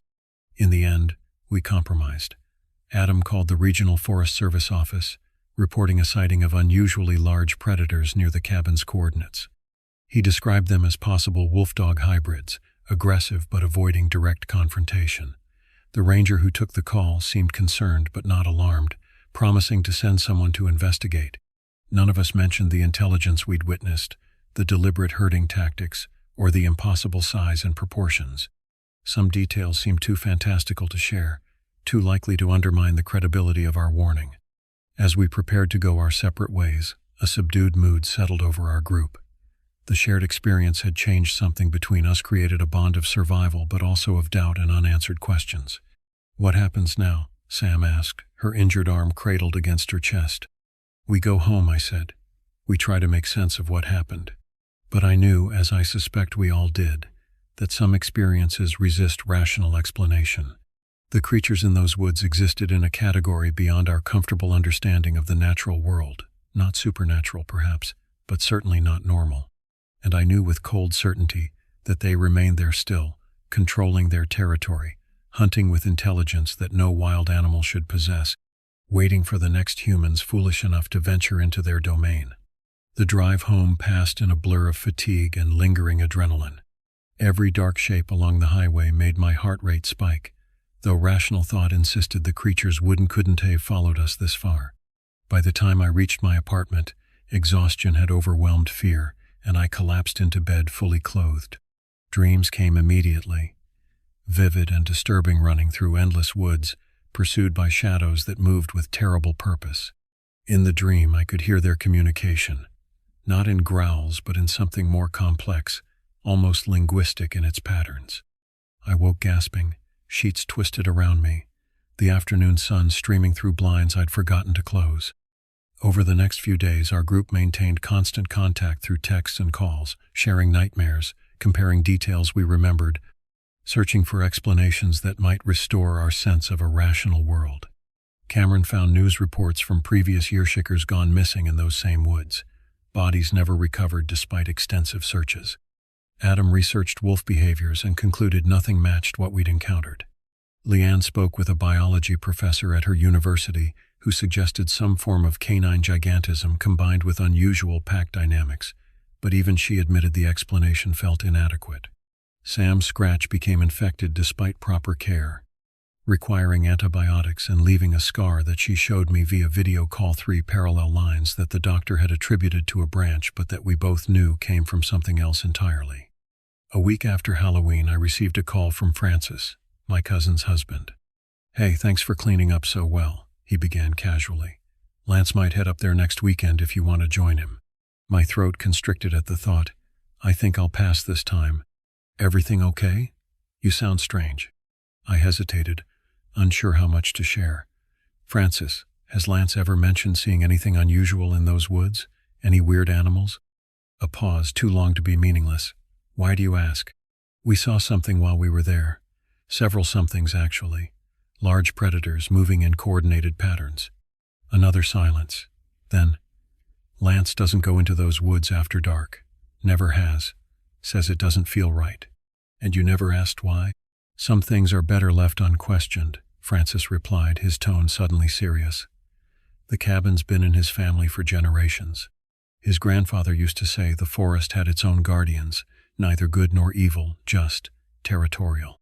"You knew," I said, realization dawning. "You knew something was out there." "I knew there were stories," he corrected. "Old hunting tales, local legends, nothing concrete." "Why didn't you warn us? Would you have believed me? By the way, don't go in the woods at night because there might be monsters." He sighed. "Besides, they don't bother you if you don't bother them. Stay near the cabin, respect the boundaries." "We didn't know there were boundaries to respect," I replied, anger rising. "Sam could have been killed." "I'm sorry," Francis said, sounding genuinely remorseful. "Most people visit, enjoy the scenery from the porch, maybe hike the marked trails during daylight. They never encounter anything unusual." "What are they?" I asked directly. "I don't know. Nobody does. The local indigenous tribes had names for them, stories passed down through generations. The early European settlers reported encounters too, usually fatal ones. Modern science has no classification for them." But they exist, I insisted. We all saw them. Yes, Francis conceded. They exist, and they've claimed that territory as their own for far longer than humans have been building cabins there. After ending the call, I sat in stunned silence, processing this confirmation of our experience. Part of me had still hoped for a rational explanation: stress, group hysteria, ordinary animals misidentified in darkness and fear. Francis had eliminated those comfortable possibilities. That evening, our group gathered on a video call. I shared what I'd learned, watching their expressions shift from vindication to renewed unease. The knowledge that others before us had encountered these creatures, that their existence was known, even if only through folklore, somehow made the experience more rather than less disturbing. "So what do we do with this information?" Cameron asked eventually. "Nothing," Adam replied. "What can we do? Report that we confirm some local legend about forest predators? We'd sound insane." "They're dangerous," Sam insisted. "People should know." "People already know," I said. "At least the locals do. It's why the area has so few permanent residents despite the beautiful landscape. It's why the hiking trails don't extend deep into those woods. They've adapted, created an unspoken boundary. And we crossed it," Leanne concluded quietly. The conversation continued late into the night, but we reached no satisfying resolution. Some experiences defy neat conclusions, leaving only questions and the lingering awareness that the world is larger, stranger, and more dangerous than we prefer to believe. In the months that followed, I researched obsessively folklore about forest guardians, scientific papers on undiscovered species, even conspiracy theories about government breeding programs. Nothing provided definitive answers, but patterns emerged across disparate sources: intelligent predators that walk the line between wolf and something else, territorial rather than unnecessarily aggressive, possessing communication abilities beyond normal animal capacity. I never returned to the cabin. Lance sold the property the following summer, saying only that it was time to let it go. I didn't ask if his decision related to what we had encountered. Some questions are better left unasked when you fear the answer. Sometimes, particularly on nights when the moon is full and bright, I dream of those woods again. In the dreams, I understand more than I did while awake that the creatures were neither supernatural nor entirely natural, but something that evolved alongside humans while remaining separate. Intelligent enough to avoid documentation, powerful enough to defend their diminishing territory against encroachment. And I wonder, as civilization continues to expand into the last wild places, how many other boundaries we cross unknowingly, how many other guardians watch from the shadows, waiting to defend what remains of their domain. I don't share these thoughts with others anymore. The Halloween of 2020 has become our secret 5 people who glimpse something beyond ordinary experience, who carry the knowledge that not all predators have been cataloged, not all territories appear on maps. The forest keeps its secrets. And sometimes, if we're fortunate, it allows those who glimpse those secrets to retreat with their lives, carrying nothing but questions that will never find satisfying answers and memories that blur, with time, into something that might almost have been a dream. Almost.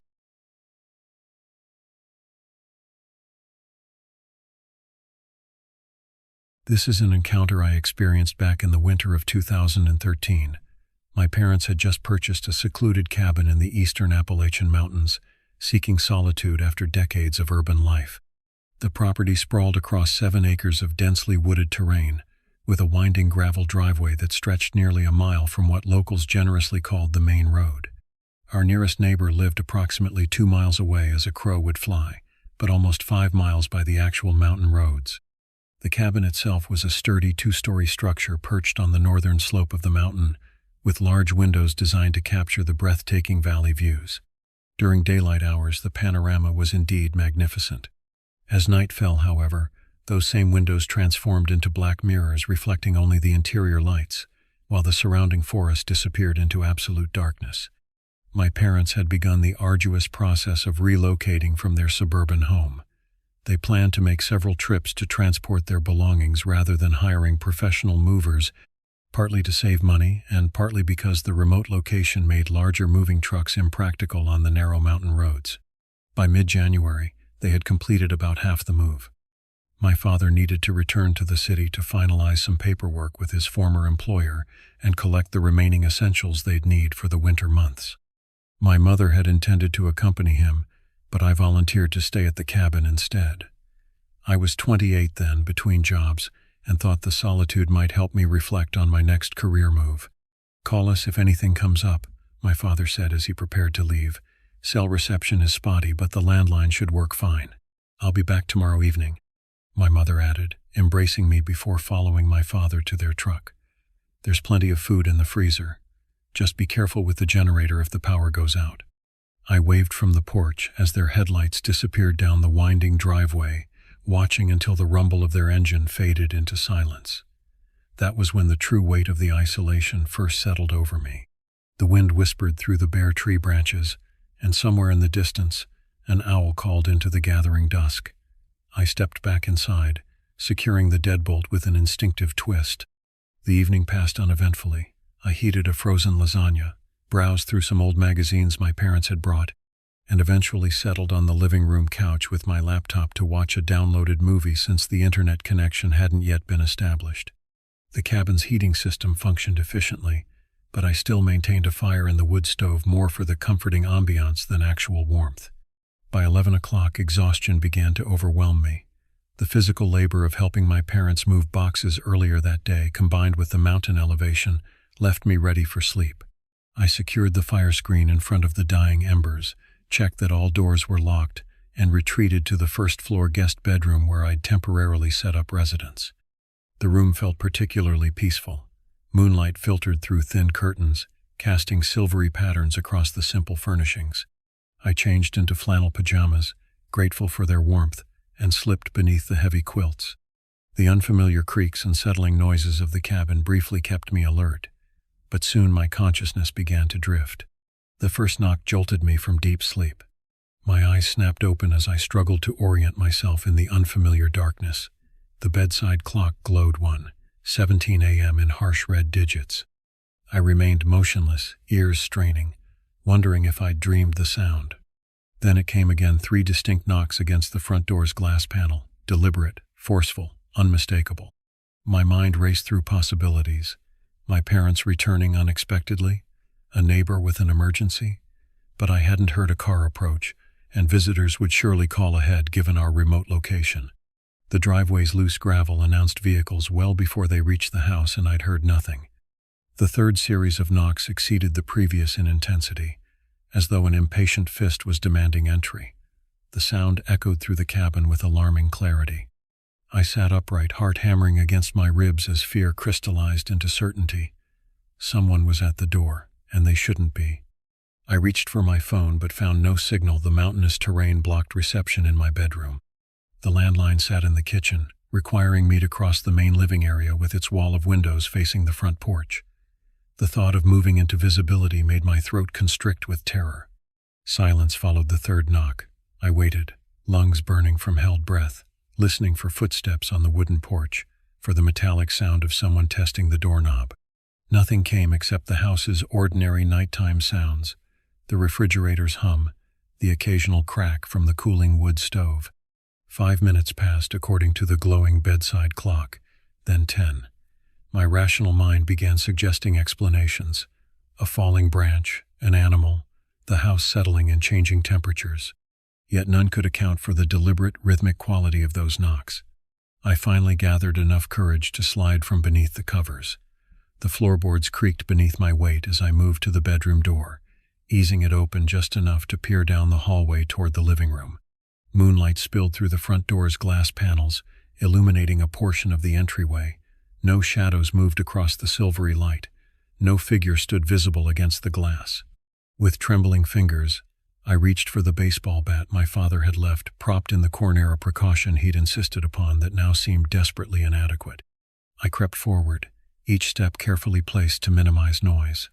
The living room gradually came into view, empty, ordinary, bathed in the blue-white glow of moonlight on snow.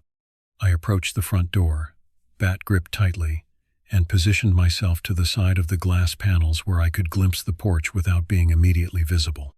The wooden boards stretched empty in both directions. Fresh snow covered the steps leading down to the driveway, unmarked by footprints. This detail sent a wave of dread through me more intense than the knocking itself. The pristine snow meant whoever or whatever had knocked hadn't approached by conventional means. The only explanation was that someone had traveled through the dense forest, avoiding the driveway entirely, navigating steep terrain in darkness to reach our isolated cabin. I remained vigilant until dawn, positioned in the hallway where I could monitor both the front door and the rear entrance off the kitchen. The baseball bat rested across my knees as I sat with my back against the wall, listening to every creak and groan of the cabin. The knocking never resumed, nor did any other sounds suggest the visitor remained. When the first gray light of morning finally appeared, I performed a careful inspection of the property. The snow around the cabin remained undisturbed except for animal tracks, deer and rabbits primarily. No human footprints marked the approaches to the doors or windows. Nothing appeared disturbed or damaged. Later that afternoon, when my parents returned, I recounted the experience. My father immediately checked the property again, this time venturing further into the woods than I had dared alone. He discovered nothing unusual except for a strange arrangement of broken branches about 50 yards into the forest that he insisted must have been caused by recent heavy snowfall. We installed motion-activated security cameras the following week. For months, I found myself startled awake at night, certain I'd heard knocking again, only to review empty footage the next morning. We never captured anything unusual on the cameras, yet during my subsequent visits to the cabin, I never again stayed there alone. What troubles me most isn't the absence of an explanation, but rather what might have happened had I answered the door. In my darkest moments, I'm grateful for the fear that kept me in bed, listening to those knocks gradually fade into the mountain's vast silence. Some visitors, I've come to believe, aren't meant to be received. Years have passed since that night. My parents still live in that cabin, having never experienced anything similar. Yet whenever I visit, I find myself listening more carefully after darkness falls, and I always check the locks twice before retiring to bed. The mountains keep their secrets well, and some questions are better left unanswered.